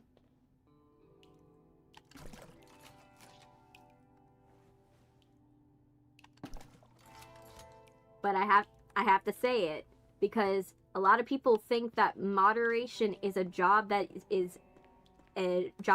can be taken lightly. It's very easy. Oh yeah, definitely drop me a mod. But they don't realize if I give you that job, you're doing a lot of stuff. There's a lot of responsibilities, and I'm going to expect that you are going to treat it like a job. And if you're going to treat it like a job, I'm going to pay you to treat it like a job. You know what I mean? Because that's a lot of responsibility. You're asking a lot of a person to go and make sure everything's okay all the time and that nothing wrong happens in a chat. That's a lot to ask of someone. And that's why I am honest when I say that.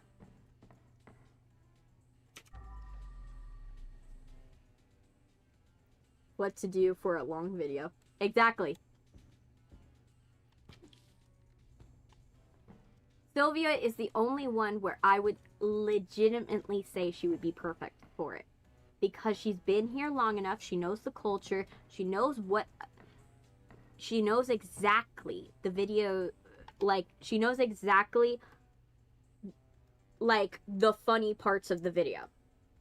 She would know exactly the funny parts of the video, and she has a really good rapport with people that are new.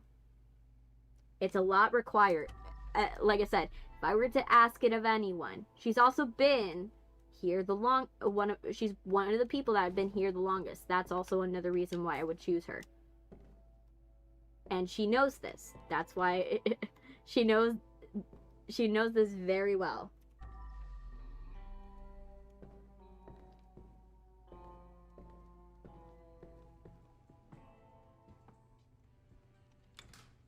But yeah, that's personally my reasoning. Because I know how much work goes into being a mod. My cousin is a professional mod. My cousin, she does a lot of work being a professional mod for she's one of 6 mods for another streamer. And she does a lot of work.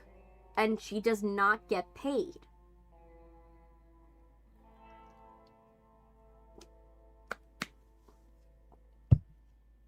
She doesn't get paid, so I know how much she does. And she told me that at times, yeah, she's family. She's fine.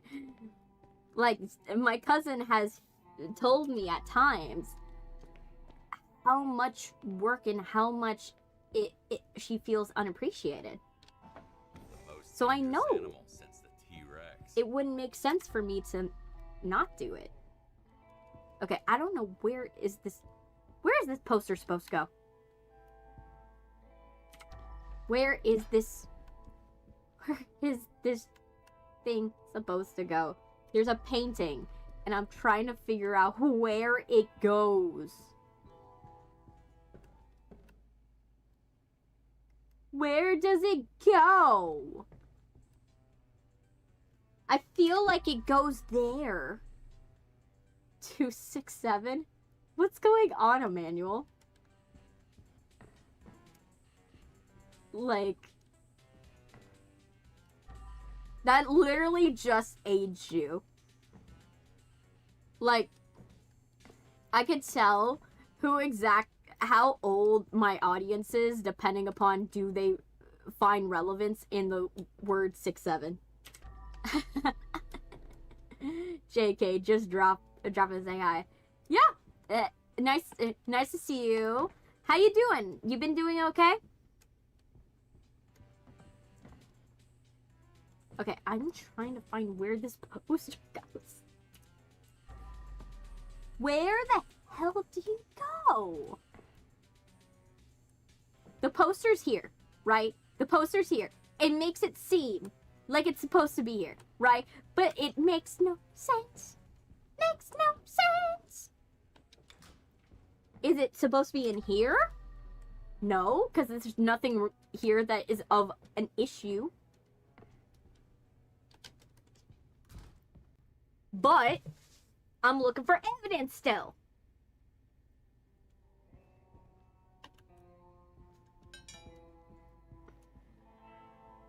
Did Ollie leave? I don't know. I can't tell. Merry Christmas or Happy Hanukkah.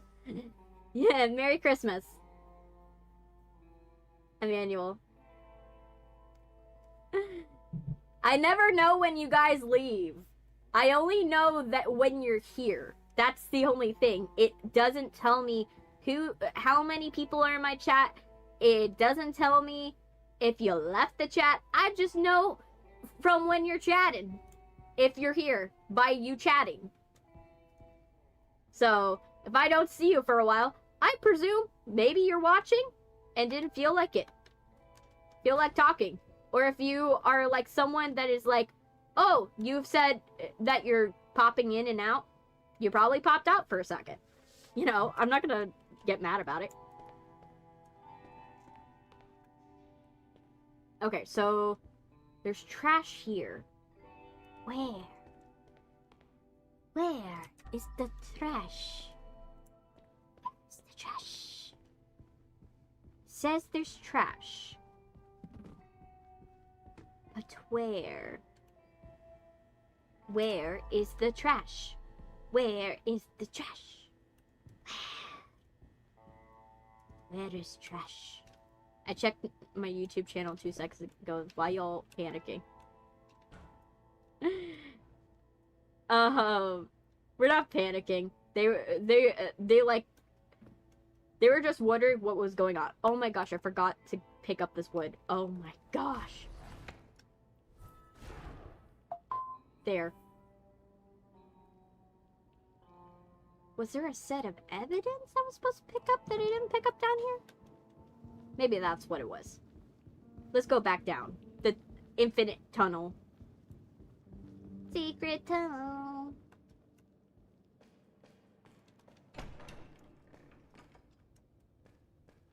Does he count as evidence? Does his skull count as evidence?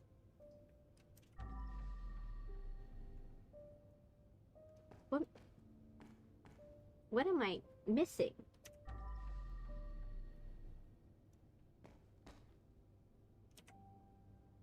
I'm looking for, like, what I possibly may have missed.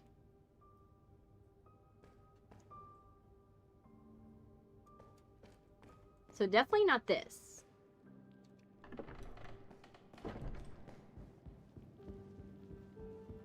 Let me see. So it's definitely not that. If you scratch your nose and your VTuber bugs, wave your hand really fast in front of your face. I want to see what happens. It's literally like... You can't see me! I just waved my hand in front of my face, if you guys were wondering what I did. My nose is this.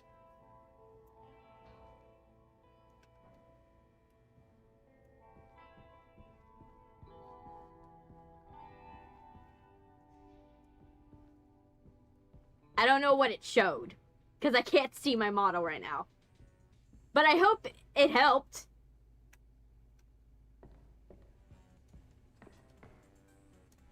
Okay, I'm missing a piece of evidence. Like, what am I missing? I'm missing a piece of evidence, but I don't know what it is. What am I missing?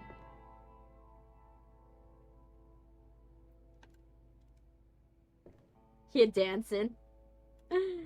I was dancing? Well, I guess that's what happens. I don't know. Where is it? I'm like looking for it. What piece of evidence am I missing?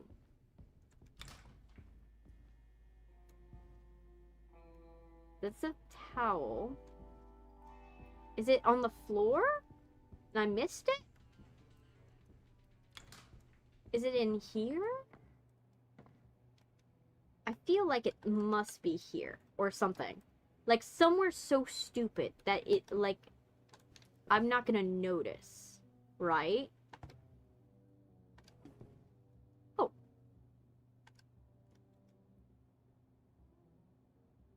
Steal. No. It gotta be something so stupid. Oh my gosh, I forgot to read this. This is what it was. No one here understands me. At first, they ignore me. When I started organizing job interviews in our sauna, they called me a perv.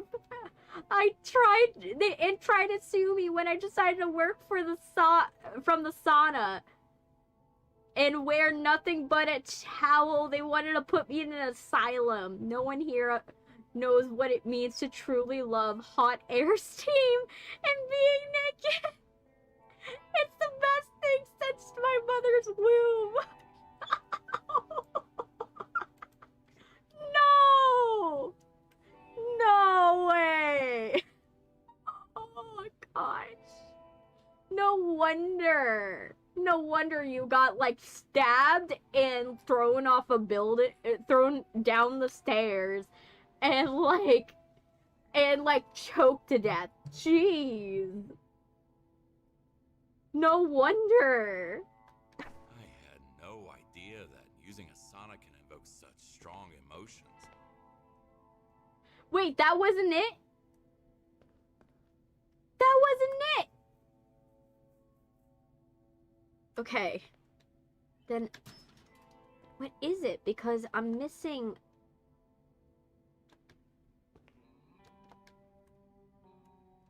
I see I see a duck with a knife. Is that the murder weapon?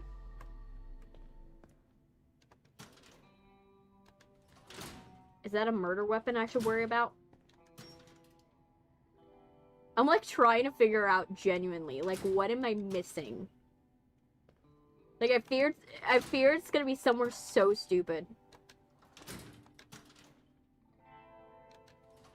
Worst case scenario, if I still can't find it, I will look up the guide.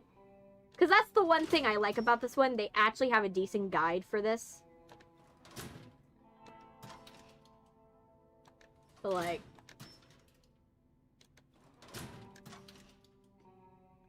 Ooh. Dragos? Dragos! Okay. Well. It's gotta be somewhere so stupid. Right? It's gotta be somewhere super stupid that I'm not noticing actively, and then we'll find it and it'll be like, oh my gosh. Hey, as long as it's what keeps you getting up in the morning to do what you need to do, your life goal is fine. For now. Maybe later, you can have more loftier ambitions. Maybe one day. But don't put too much pressure on yourself. If you don't have a lofty ambition, that's okay. Oh my gosh, it's there. Oh my gosh. CEO, need more streams from the pool to build a bigger audience. Pam, community magnet. I'll try.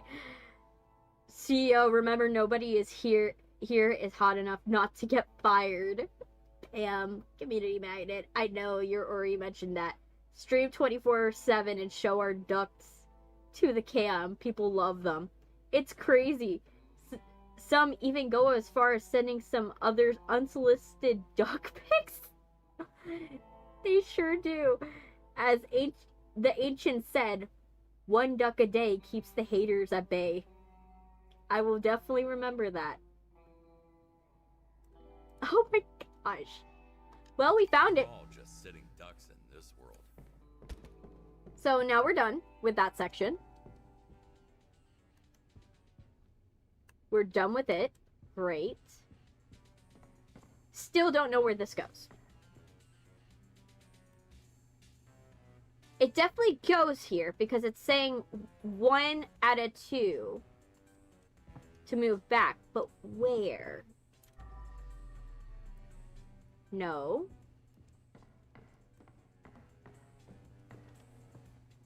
I also need to clean this. You know what? Let me get the pressure washer.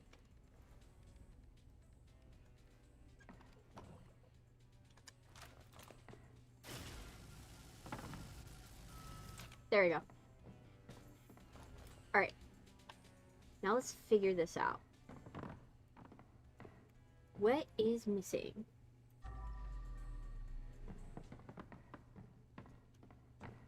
Oh, it's here. There we go. Well, this part's done. Stairwell is done.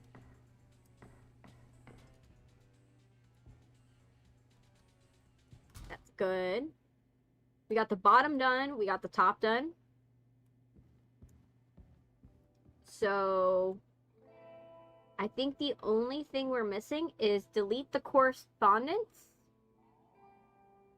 and move furniture back.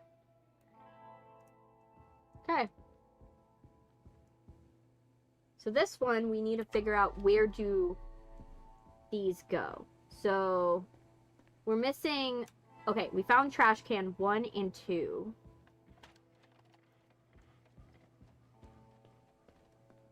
One goes here.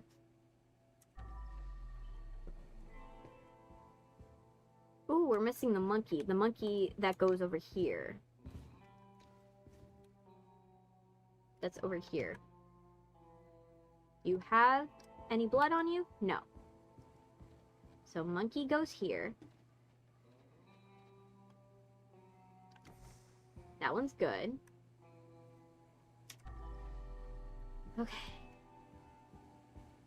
We need a bar stool, and we need to figure out where does this go. Because we're missing the trash, where this trash is supposed to go. Okay. You know what I haven't done?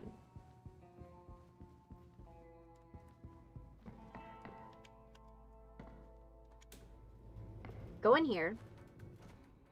I'm not done yet. Oh, that's where that goes. Okay, so now we know that answer.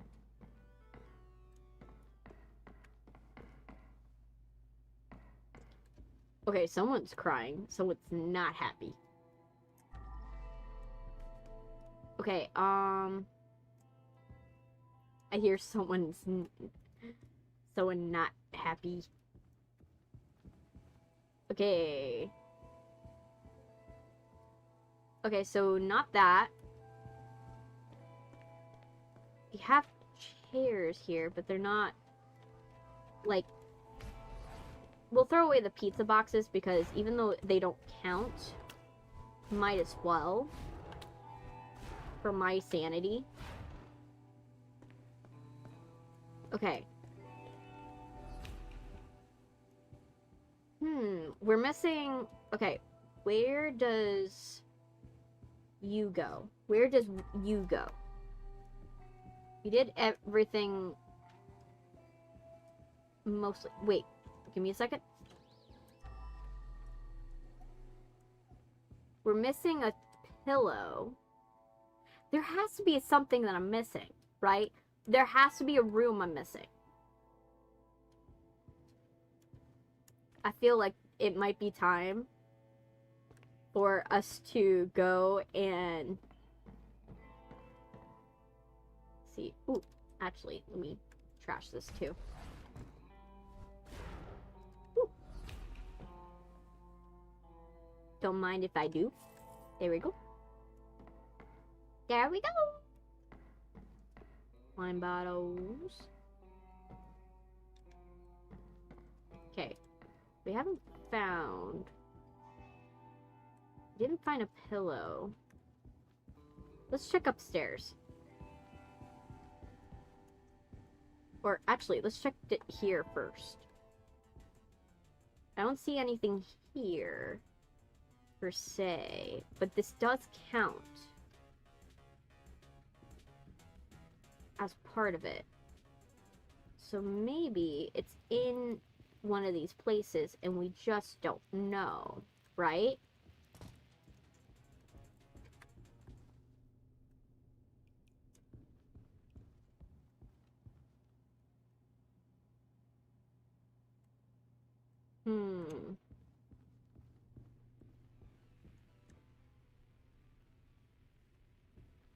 Really stumped.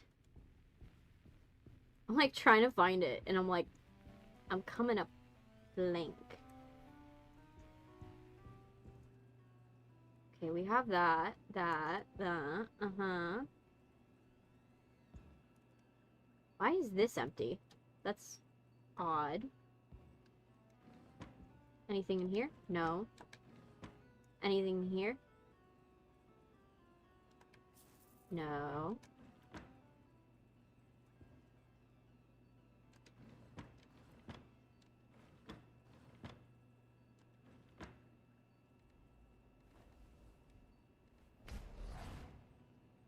And it says to delete correspondence. So I presume correspondence would be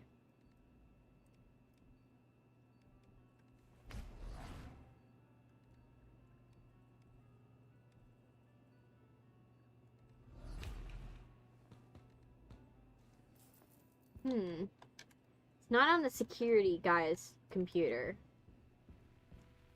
It's not on the security guy's computer. Let's go back to... It's not on... Not Greg's. Gotta find where the correspondence is. Nope, nope.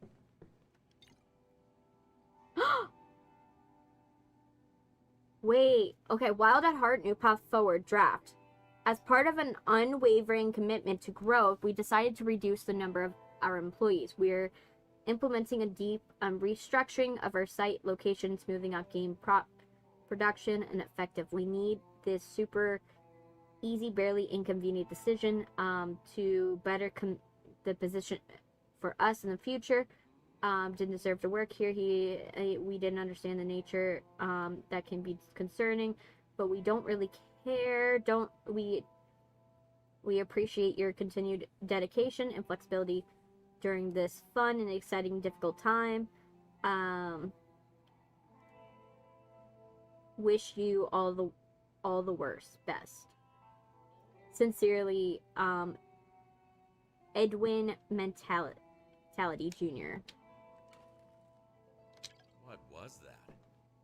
An in-depth look inside the mind of an asshole? Okay, so wherever it says Wild at Heart, we have to delete correspondence. Got it. Ooh, and then there's furniture that we did not move back here. Right? Because we missed it. We didn't figure out what exactly needed to get moved back. Here. What needed to get moved back, actually? Not that.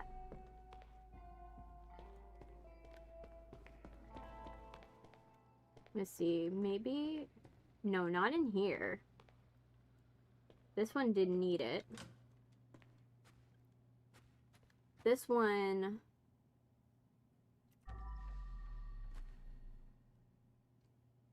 Nothing. Dream big, yada yada yada. Wild at Heart. Here it is. Okay. Tony Miller, the coder, to Sailor Fortune Marketing Master. What the hell is that in my ear? Please, for the love of Cthulhu, stop overhyping our game. We're running on fumes here. You keep lying about every single element of this. And buying tons of useless merch when we are starving and hallucinating. What is wrong with you? No company in the world is able to create something even remotely close to the thing you're selling to investors and gamers day after day. 1,000 devs working for 1,000 days won't make it. Just stop. Okay. Marketing teams only want one thing, and no one can stop them. Okay, so we found that one. Okay, so let me see. Anything? Nope. We're missing something, but I can't tell what it was.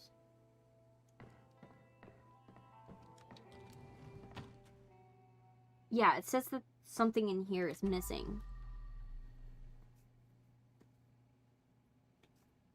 Or it could be something stupid, like one of these chairs are out of line.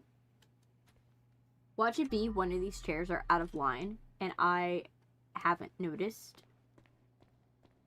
Right? Nah. Not that one. It's gotta be something super stupid, right?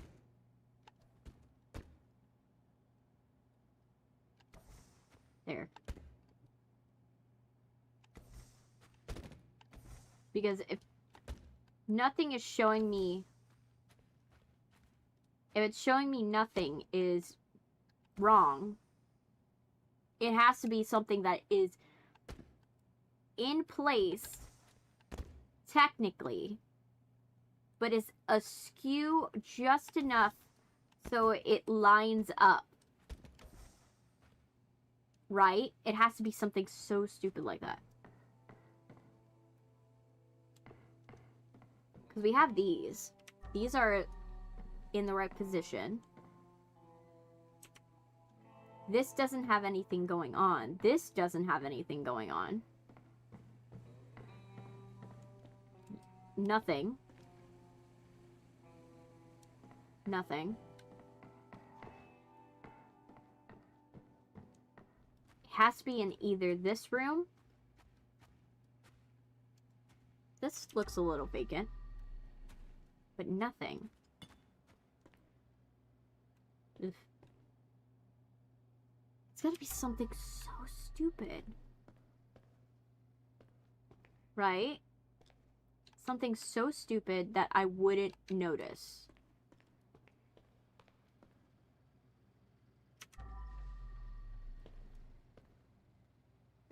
I think I'm gonna have to consult the guide.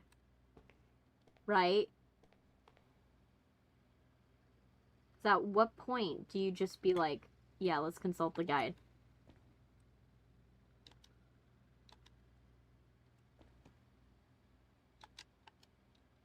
Because you can't open this.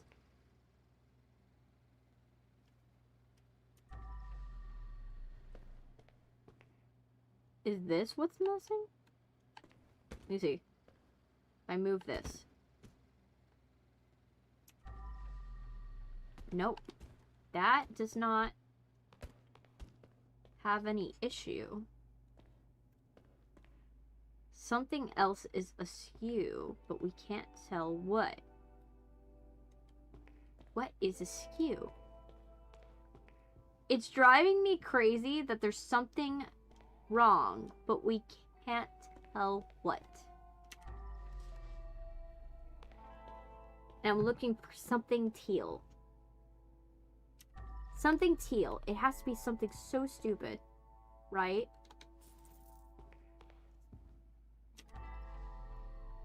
It has to be something where I am just like totally missing it. Right?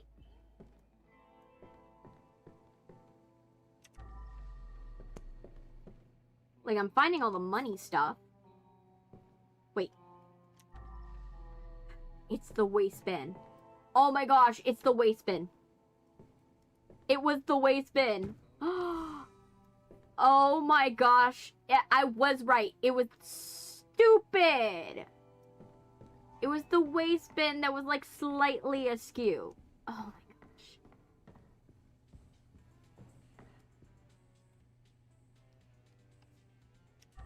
That is so frustrating. When you're like, it's right there. And there's nothing wrong with it. But then, but it's because it's just like, it's slightly askew. Oh, you blended in with the carpet so well. Well, we found you. You're no longer hiding now. Okay, and now you're my new problem. Because where do you go? Effectively, I'm missing one. I'm missing one.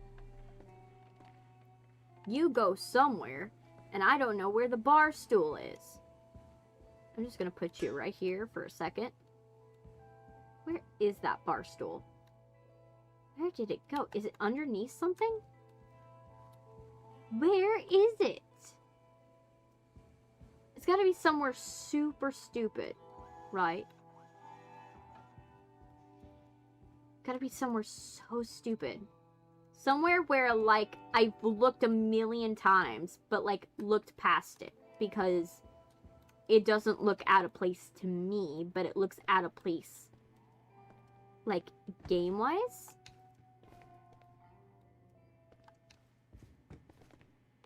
Nah. It's gotta be something super stupid, right? Real stupid. Because it's not in here. Well, there is something that's askew in here, but we have to figure out what. That's another thing. I can't tell what's askew in here. What's wrong with this place? Oh my gosh. It's another one of those where it's the literal... Well, there's one thing now askew in here. Not that. You're fine. Correspondence. Day one. First day of work. Wild at heart. Here I come. Ready to do some serious testing. All the bugs will get squashed. Day 31. This is harder than I expected. Last night I dreamt I transformed into a giant insect. All my coworkers started screaming, "Not another bug! Not on launch day! No good! Please, no!" Day 281. This is my last entry. Everything went to shit. One of the programmers went on a killing spree. I got hit. It's bad. I'll climb up the vent. I hope there's someone upstairs that could save me. Nope. No one was there to save you, bud. It's almost like God was testing him. Oh, this poor man. He didn't know even the half of it. Okay, is this a waste bin situation? Is it a waste bin? Is it a waste bin situation? Why is there a computer but with no computer here? How you doing, Ollie? How did everything go? We're still trying to find stuff that's missing. And I'm so frustrated. I'm like missing stuff, and it's frustrating because some of it actually was like it was there, but it was askew. So we're right now trying to find what is missing. Let me see. What is the missing thing? Is it it's the game award. That's what it is. Ollie, are you outside again like I told you not to be? Because if you're complaining that you're cold because you're outside, that's a different story. Wait, is this it? Tell me that that's it. Please tell me that's it. Please, please, please, please. Where is that gaming award? I saw it somewhere. I saw it somewhere. It's gonna be somewhere so stupid that I'm gonna be like, oh my gosh, it's there. You know, it's gonna be somewhere like I will notice. I've told you and Chance, hey, make sure and don't, you know, being cold, well, okay. Just remember that you need to warm up. There it is. There it is. I can go and put this back. Where do you go? You gotta go to where you belong. Let's put you down. Win your spot. Let's put you in your spot.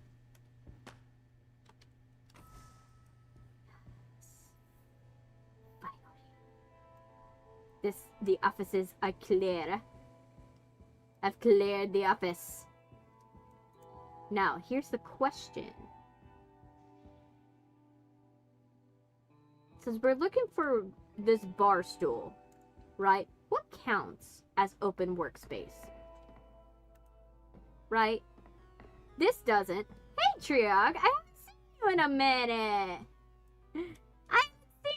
How you doing? We doing okay? I haven't seen you in a while. What's up? What you been up to? What we been up to? We're trying to find where this stupid trash can goes, and we're trying to find a stupid stool that I have somewhere, but I don't quite know where. And the system is not quite letting me know where. There's where you go. Okay. Now we just need to find where the stool goes. Now we need to find the stool. Watch the stool be somewhere stupid. Like in front of my face or something. Like, I've been chronically missing it, right? Right? Life's been hectic this side. Couldn't watch your streams. That's okay. I don't get mad at people if they don't. I know life is hectic. Heck, life was hectic to me. For me. And I'm right now dealing with the ramifications of that hectic day, like, life.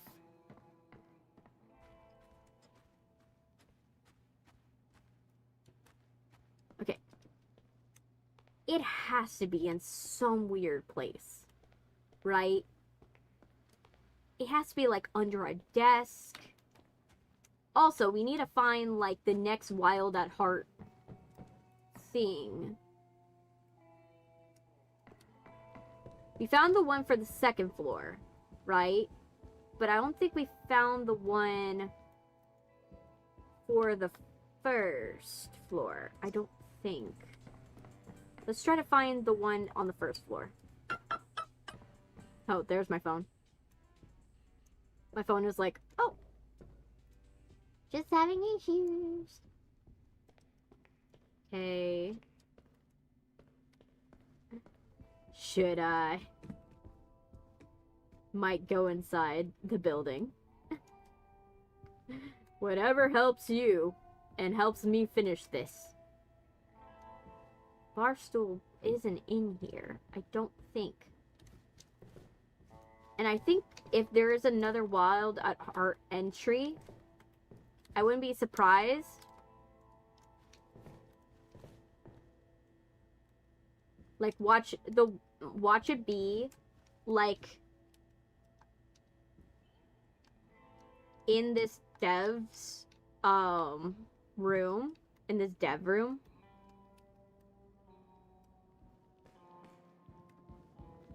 Run! Running down the infinite staircase. That's not really infinite. Oh, wait, my phone died. My phone just died. Because I forgot, I forgot that I took it off the charger. Give me a sec. Let me get my charger on. But my face is going to be, like, frozen for, like, a hot second.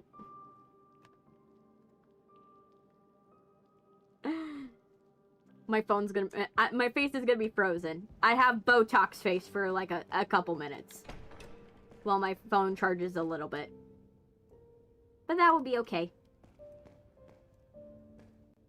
Okay, so not here.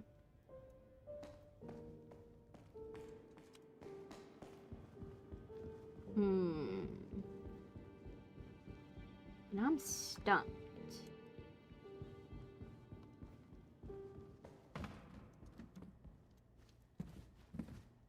But yeah, right now my face is in Botox mode.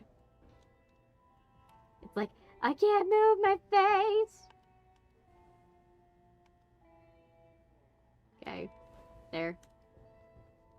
Okay, so that way I don't continue to go back there. I know I've checked that place. It does not have any correspondence, nor does it have anything that is gonna be of value to me. Nothing, nothing, nothing, nothing, nothing, nothing. Where's the stupid stool? Are you in the sauna? The building is old and abandoned and dark and cooled, whatever. Oh, oh my gosh. Whenever...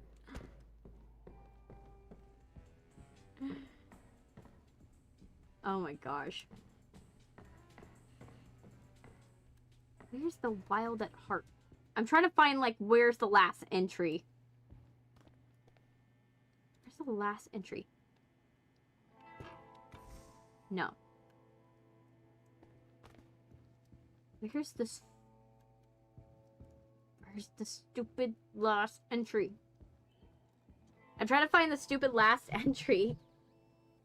Yeah. Don't go to an abandoned places at night. Watch other people do it.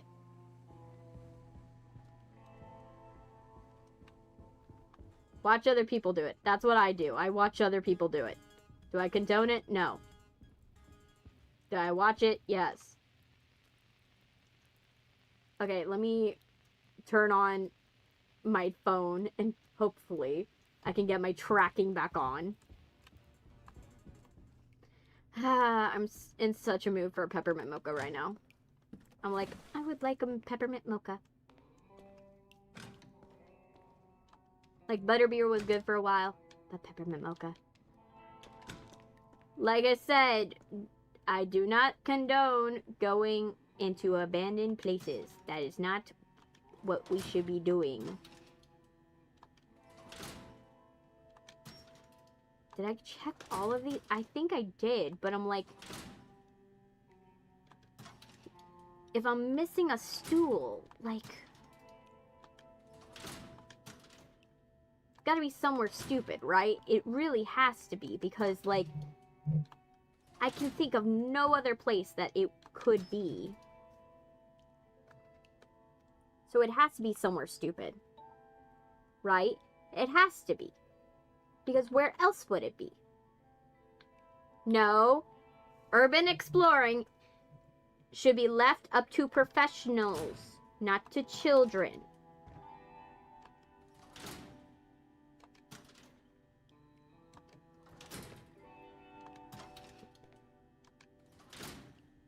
Let me see. There's people upstairs. Again.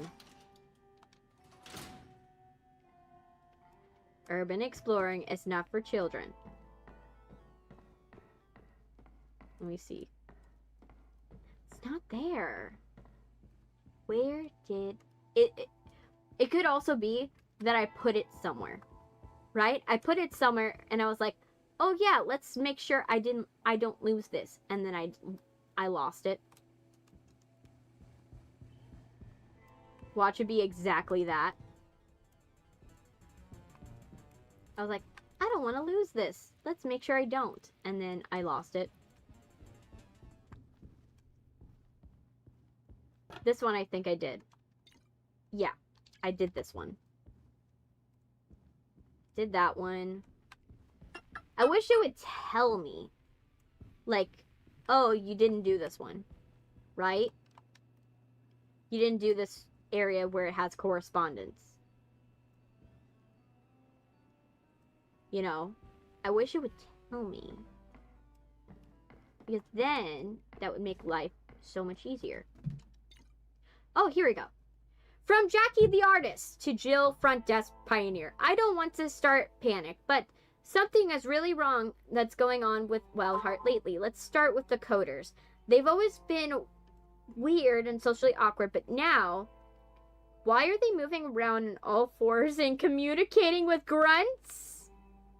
Why is there fire in the middle of a room? I mean, what's going on? Then our dear CEO, who hasn't left his office in almost a week, is he still alive? Give me the truth, Jill. And don't even get me started on Greg. He knows he's an intern, right? Then why is he acting like he owns us?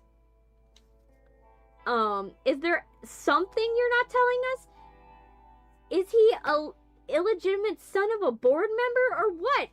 The point is, I don't feel safe here anymore. Things are getting too wild. Jackie. I really hope Jackie, like, you know, went in, like, got out of this alive, because I think she's the only sane person in this whole entire game. She was like, yeah, I don't like this. Okay, I gotta look at a guide. At this point, there's only one item and one item alone, and we have to find it. So, it's guide time! It's guide time! It's guide time! Everyone get together, it's guide time! We're trying to find a stool. Okay, crime. Scene. Cleaner. Crime scene cleaner. Dev. Anybody who just listened to that, it probably got flashbacks to, like, Jacksepticeye, like, right there. Okay.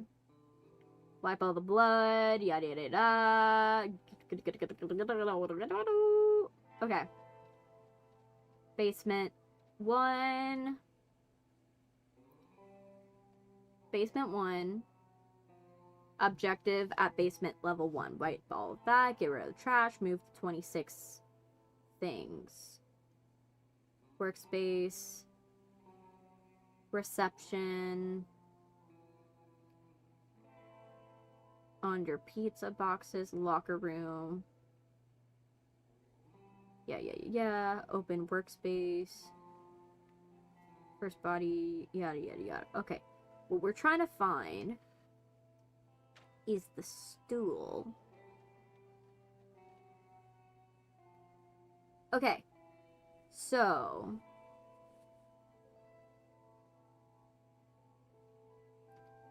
Couch, bed, backrest. Access card for glass doors. Keypad, black pillow, brown side table. Globe. Monitor.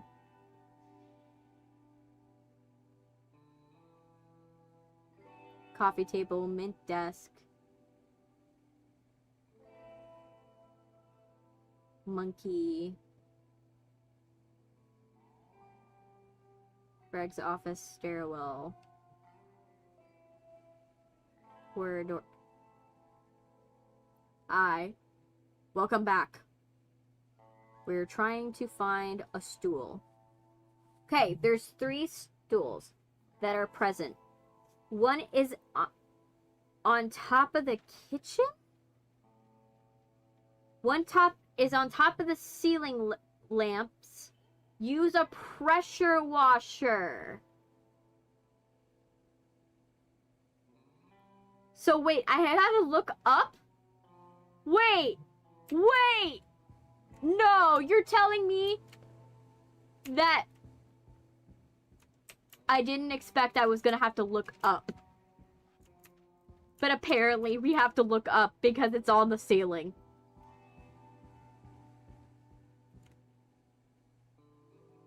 Where on the ceiling? Where? Apparently we have to use a pressure washer to, like, knock it down. But where? It's in this room.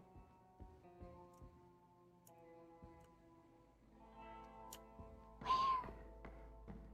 Oh my gosh. Where? Where? In one of the ceilings? It said that it's gonna be in the coffee area. There's gonna be a bunch of them in the coffee area, and then one's on a ceiling. And you're gonna have to knock it down with a pressure washer. Where? Which ceiling lamp? Which ceiling lamp is the question.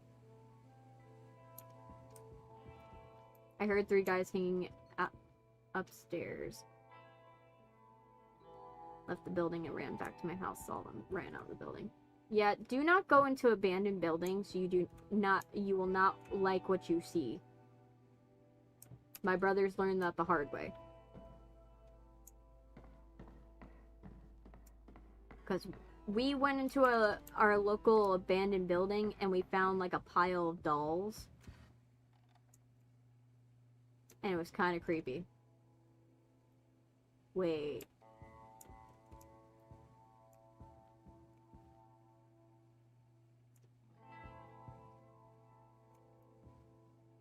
Is that it? Okay, wait. I'm gonna take my pressure washer and I'm just gonna start spraying lamps and seeing which one proves fruitful.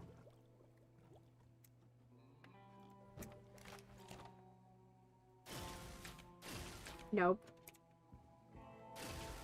Nope. Nope. Where? Where?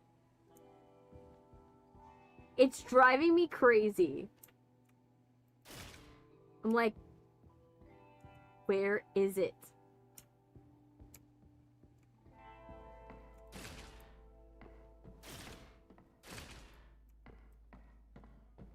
Where?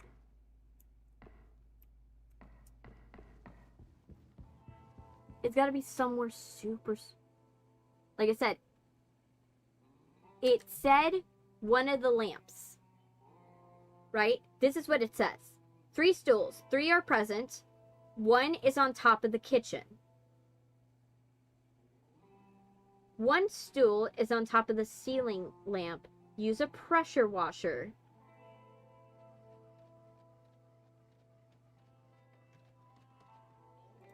Okay. When it means on top of the... Do they mean that we have to go... I'm gonna go to the 2nd floor. Does it mean we're going to the 2nd floor? Because this is on top of the kitchen. Right? No. I'm like trying so hard to figure it out. Figure this puzzle out. It says 1 is on top of the ceiling lamps. But it's implying it's in this room. Right? It's fully implying it's in that room.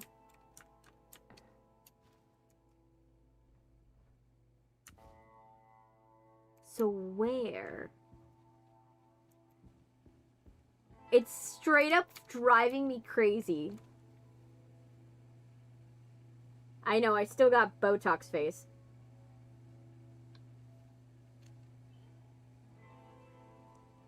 It's driving me crazy.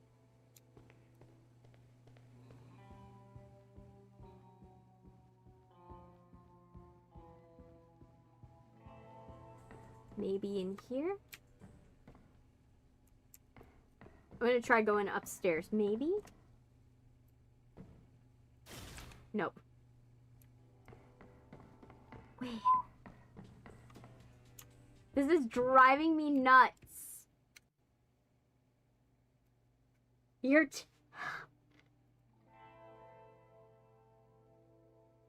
oh my gosh. Stool. Stool. It must be a common problem. It has to be a common problem.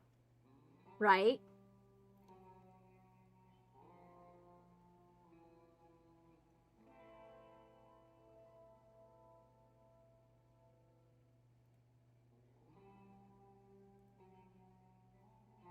I'm just trying to find.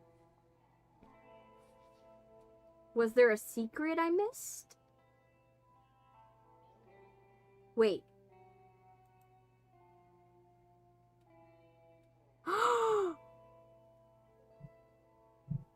Oh my gosh, there was a secret I missed.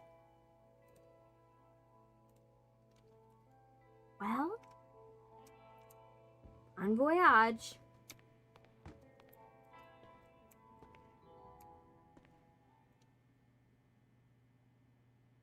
It's behind one of these.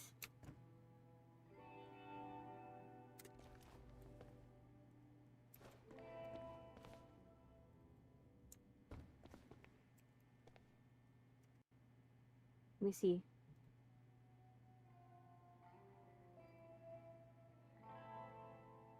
Yeah. Okay, I'm behind the wrong green screen, but right idea. Right idea. Right idea. Where is this stupid green screen? Oh my gosh.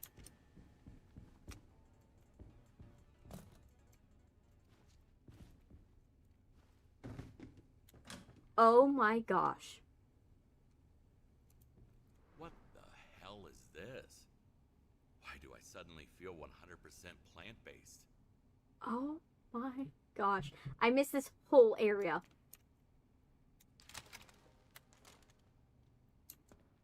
Jeez. Okay. Well. Last year, I was The guy who punched the plants is back! I'm still nobody, but also a good gardener who feels loved by his The guy that fucks the plants is back. People die around me all the time. So maybe none of this is real. Maybe No. Something else. Maybe I'm just a piece of fertilizer. This guy makes me want to turn myself into a pickle.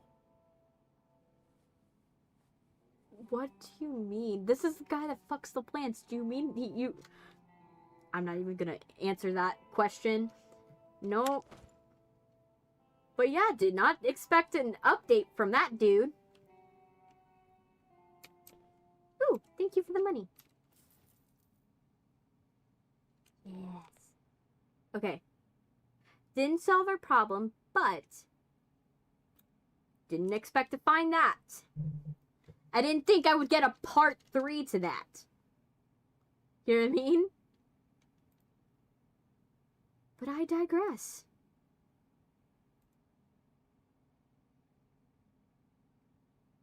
You see, any... What's the other thing? What's the other secret? Well, we went to that secret.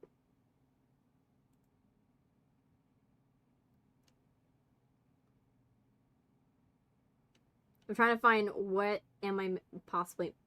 Wait, what?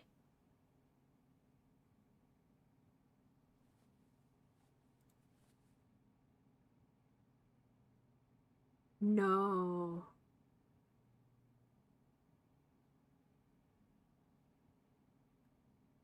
There's a game we could play in here. I'm not gonna play it right now, but it's totally fine. Ollie, you can watch me later. That's not a big deal.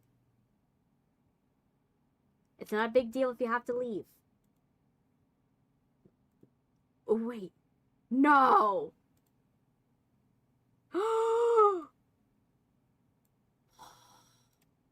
Okay. I have to go in there now. Well.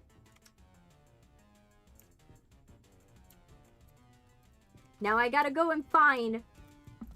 I gotta play that game now. I gotta play the game now. Now that I know exists. I know what happens when we play the game.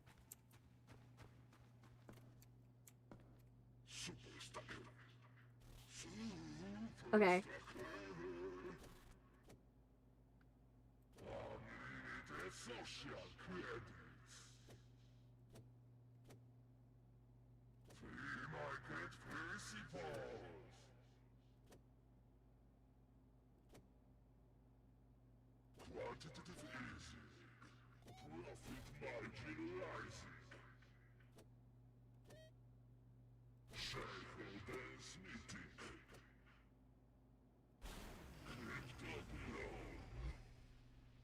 High score. So we have to get to 5,000. Okay.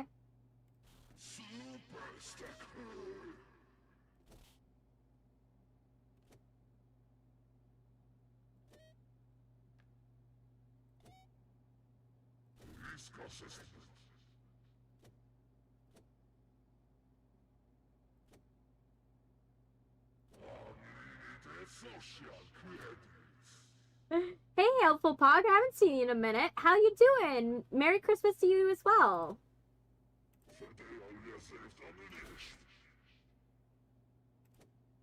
We're trying to beat the CEO's high score.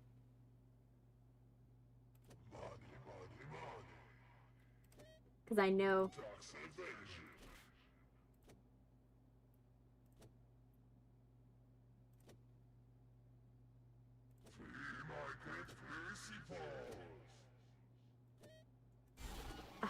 Shoot. Play this again. Okay. Okay. I'm doing good. You know, I'm like trying to like, you know, chill out, and this is the last game of Crime Scene Cleaner.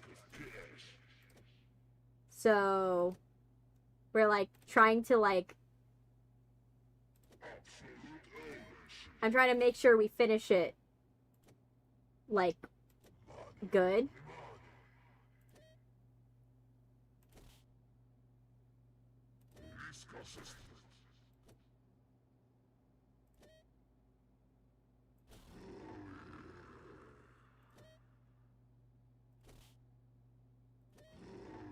Yay.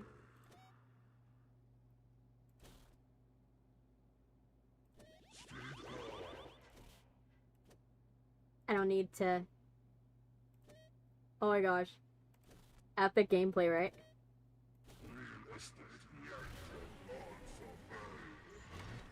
Yay! We unlocked his safe! There we go. Boarding pass, Hush Hush Airlines! Name faster! Edward Mentality Jr. From Salto Alto Airport to Mexico City. When your company is tanking so hard, How is that even take the money possible? and run. Hey, this is the CEO's, you know, place. It's fully possible.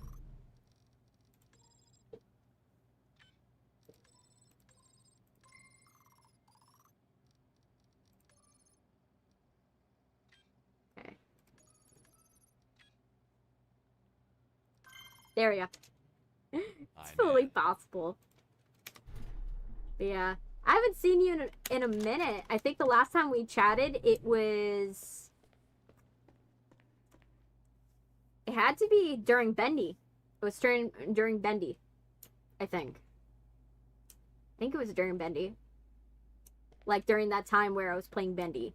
I'm not saying during a Bendy stream. I'm saying during that time where I was playing Bendy. So, roughly... September, if I had to say? September?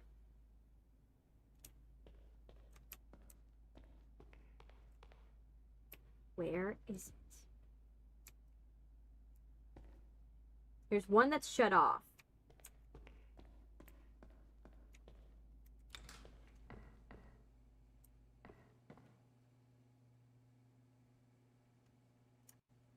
But yeah. Let me see. Let's see. Okay. So we got that one. Let me see what's next.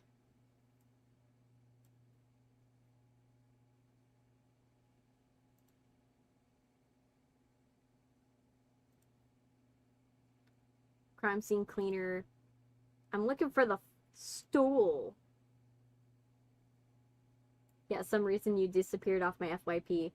Yeah. I haven't been doing shorts videos, so that's probably why. I haven't been doing shorts videos for a minute because I had to do a lot of stuff for the movie, and so because I had too much on my plate, I had to pull back on doing shorts videos for a minute, which kind of sucked because, you know, I love doing those for you guys, but I had to take a minute to like stop and just give myself a second to breathe. Where is the stool? Where is the stool?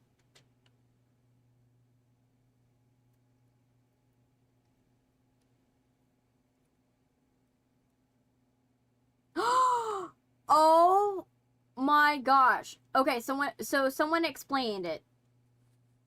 Sometimes in this level, there's a sometimes there is a actual stuff will fall through the level. So from what they're saying is that there's a common problem where stuff will fall through the level and you won't know where it is. And this is as soon as November. Okay. So if that's the case, I'm not going to get mad at myself. That's one of those where it was the fault of the game, not me. Okay. So if that's the case, let's not get mad at myself. You know, sure, yes, it's going to bother me that we are missing this stool. But considering this is the last game of Crime Scene Cleaner, and I've been perfect for the entirety of this of playing the series, I think that it's kind of fair. You know, it's kind of fair that at least there was one level that stumped me. One level that stumped me. So, I'm gonna call it.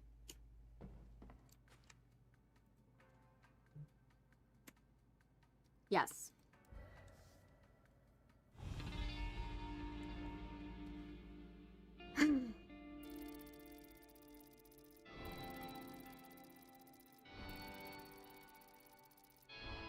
Oh, it gave me 100.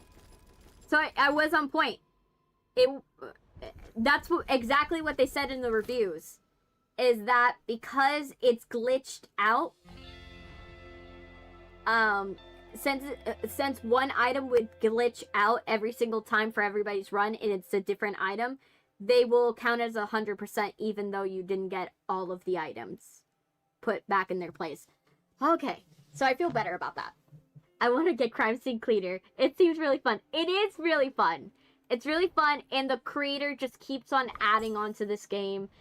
Right now, this is the new DLC. So, this is the new DLC that they did. Which they're not finished with this new DLC. And the reason why I know they're not done with this new DLC is that there's more items that are unlockable. You know what I mean? There's more items that are unlockable, and they haven't put out a nightmare mode. I believe, let me go and check the price, because I bought it a while ago, so I bought it on sale. Crime Scene. I could put the link to the game in the description. Crime Scene Cleaner. Not this. Crime Scene Cleaner. It's on sale, actually. It has a 10 out of 10. It has a 10 out of 10, overly positive, overwhelmingly positive on Steam, and they have it for $19.99 currently. It's 20% off right now, from what it's saying. And you can get it in a bundle with 2 other games. So you can buy it with Thieves in a bundle for $19.78. So if you want it slightly cheaper, you can buy it with Thieves. Or you can also do is buy it with Cash Cleaner, and Cash Cleaner's bundle is $28.78. They're all 20% off. The only one that's 50% off is Thieves and Criminals. That's the only one that's 50% off. But yeah, it's really good. And like I said, I don't think the creator is done with this game yet. It is overwhelmingly positive. The creator is a really good indie creator. And so I don't think they're done yet. I might get it then, though right now is the middle of the night. It's totally fine. But yeah. And like I said, the reason why I know that they're not done is when you go into here. So if you see the active missions, there's a story mode and a true cleaner mode. But this DLC shows, I'm not doing true cleaner for you guys. It's too much pressure to do in a stream, and it doesn't add anything to the stream other than I just have to figure out how to play the game, you know, I have to figure out how to play the game with less like tools. So that's literally why I don't do it. It doesn't make sense for me to do it on stream. It makes sense for you guys if you want to test your things and you can unlock things like guns, solid gold items, lasers, you know. But I think they're gonna probably do a nightmare mode, like I had been playing for this section, where my cursor is, the red cursor. They're probably gonna do a nightmare mode with these. By the way, I feel like the VTuber model has changed, hasn't it, since September? It has. You probably don't notice it. My model has different hair now, different color hair, and completely different style. The style of the model, the hairstyle is completely different. I changed my hair color back to my natural. So this is my natural hair color. I changed it back to my natural. I haven't had it in my natural in over a year. For the channel. So, in perspective of the channel, I haven't had my natural hair color in over a year. So I brought back my natural hair color to the model. Let me go into just chatting because, you know, it makes more sense. Yeah, I really like the VTuber model. It is cool. Yes. But yeah, I changed that about my model. Obviously we're in the Grinch outfit. So this is the Grinch variant of the model. I've created multiple, I've worked really hard on the different versions of the models. So I've been working really hard on that. We've got goggles. I don't think that I had goggles in September. So when you saw me last, I don't think I had goggles. So these little things on my head, those are goggles. So I don't think you saw those either. So that, and I gave myself eyelids. So my model now has eyelids. That's another thing I added to the model. And I also added the ability for you guys to put stuff on my body. So you miss the fact I added the feature you guys adding stuff to my body. So you're able to add like different characters. I have has-been hotel characters. I have characters from the Straw Hat Gang. I have characters from K-pop Demon Hunters that you can put on my body. I have a rabbit because one of my chatters created a PNG rabbit that they wanted to have on my body. So there's so many things that you can do with my model now.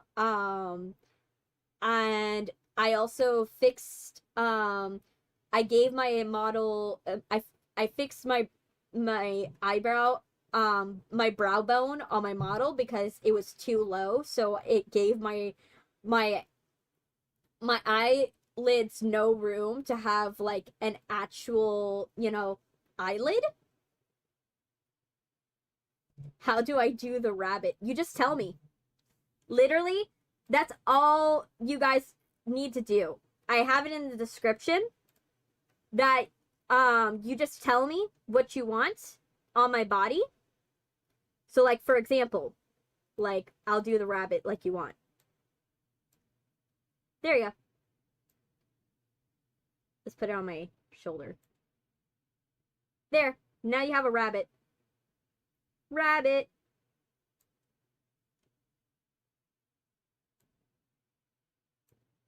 The rabbit. See? Very simple. You guys just ask for it, but you have to tell me. And then tell me where on my body you want it. I have people that will ask to put stuff on my head, ask me to put stuff on my shoulders. Some people that they wanted, I've had people ask me to put stuff on my nose. So I do that. I do that for you guys. That is an option for you guys that I provided. And then the other thing I added, because I added a bunch of stuff, since September.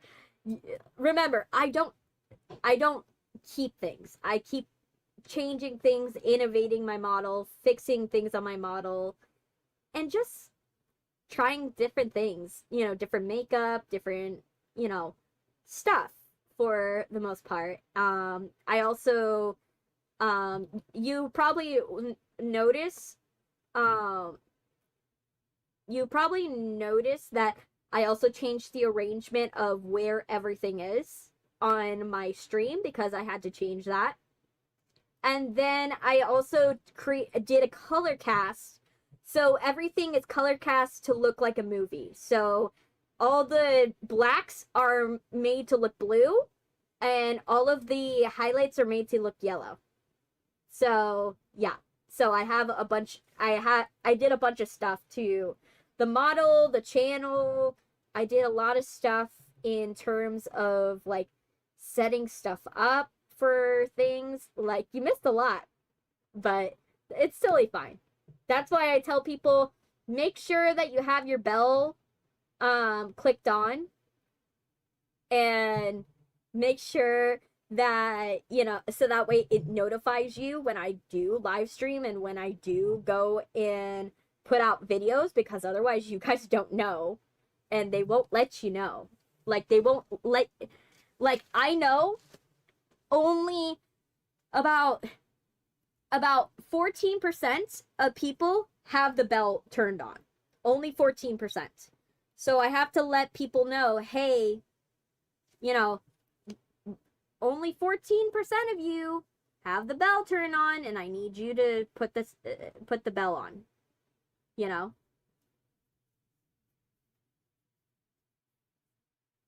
I got a 3DS, a 2DS XL. Yeah, like I said, just make sure, like, however you do it, you could do it through, like, doing it through a computer. You can do it through your phone. All you have to do is hit that little bell icon. The bell icon will help you. You have to make sure it says all. Because if it says personalized, guess what happens? It only will show you crime scene cleaner. Whenever I do crime scene cleaner, it will not show you when I go on do another game, or whenever I do any other type of stream, which I've been doing different types of streams. Oh, and you missed me singing. That was another thing you missed, Helpful Pog.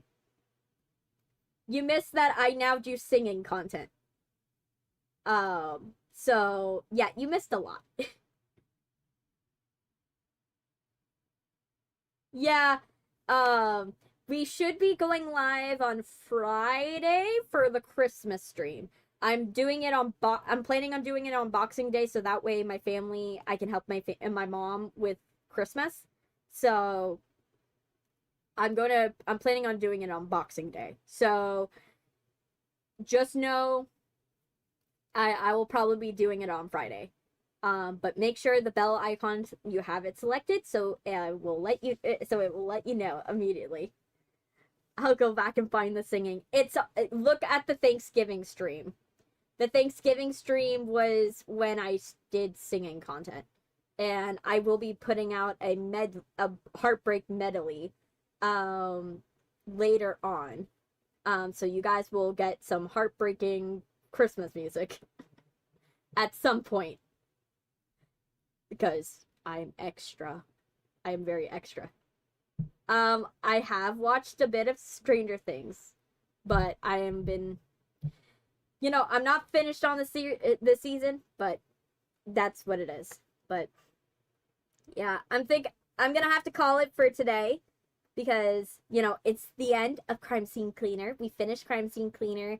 I've also been going for, oh my gosh, like 5 hours. And you guys know that 5 hours, I do 5 hours max, usually. I don't like going beyond 6. And so I have to, like, call it now, because it's like, actually, no, we've been going for 7 hours. Damn. We've been going for 7 hours. Well, I'm gonna have to go and, you know, yeah, I need to go. But I will see you guys on Friday. I'll see you guys on Friday. Bye. Have a wonderful day.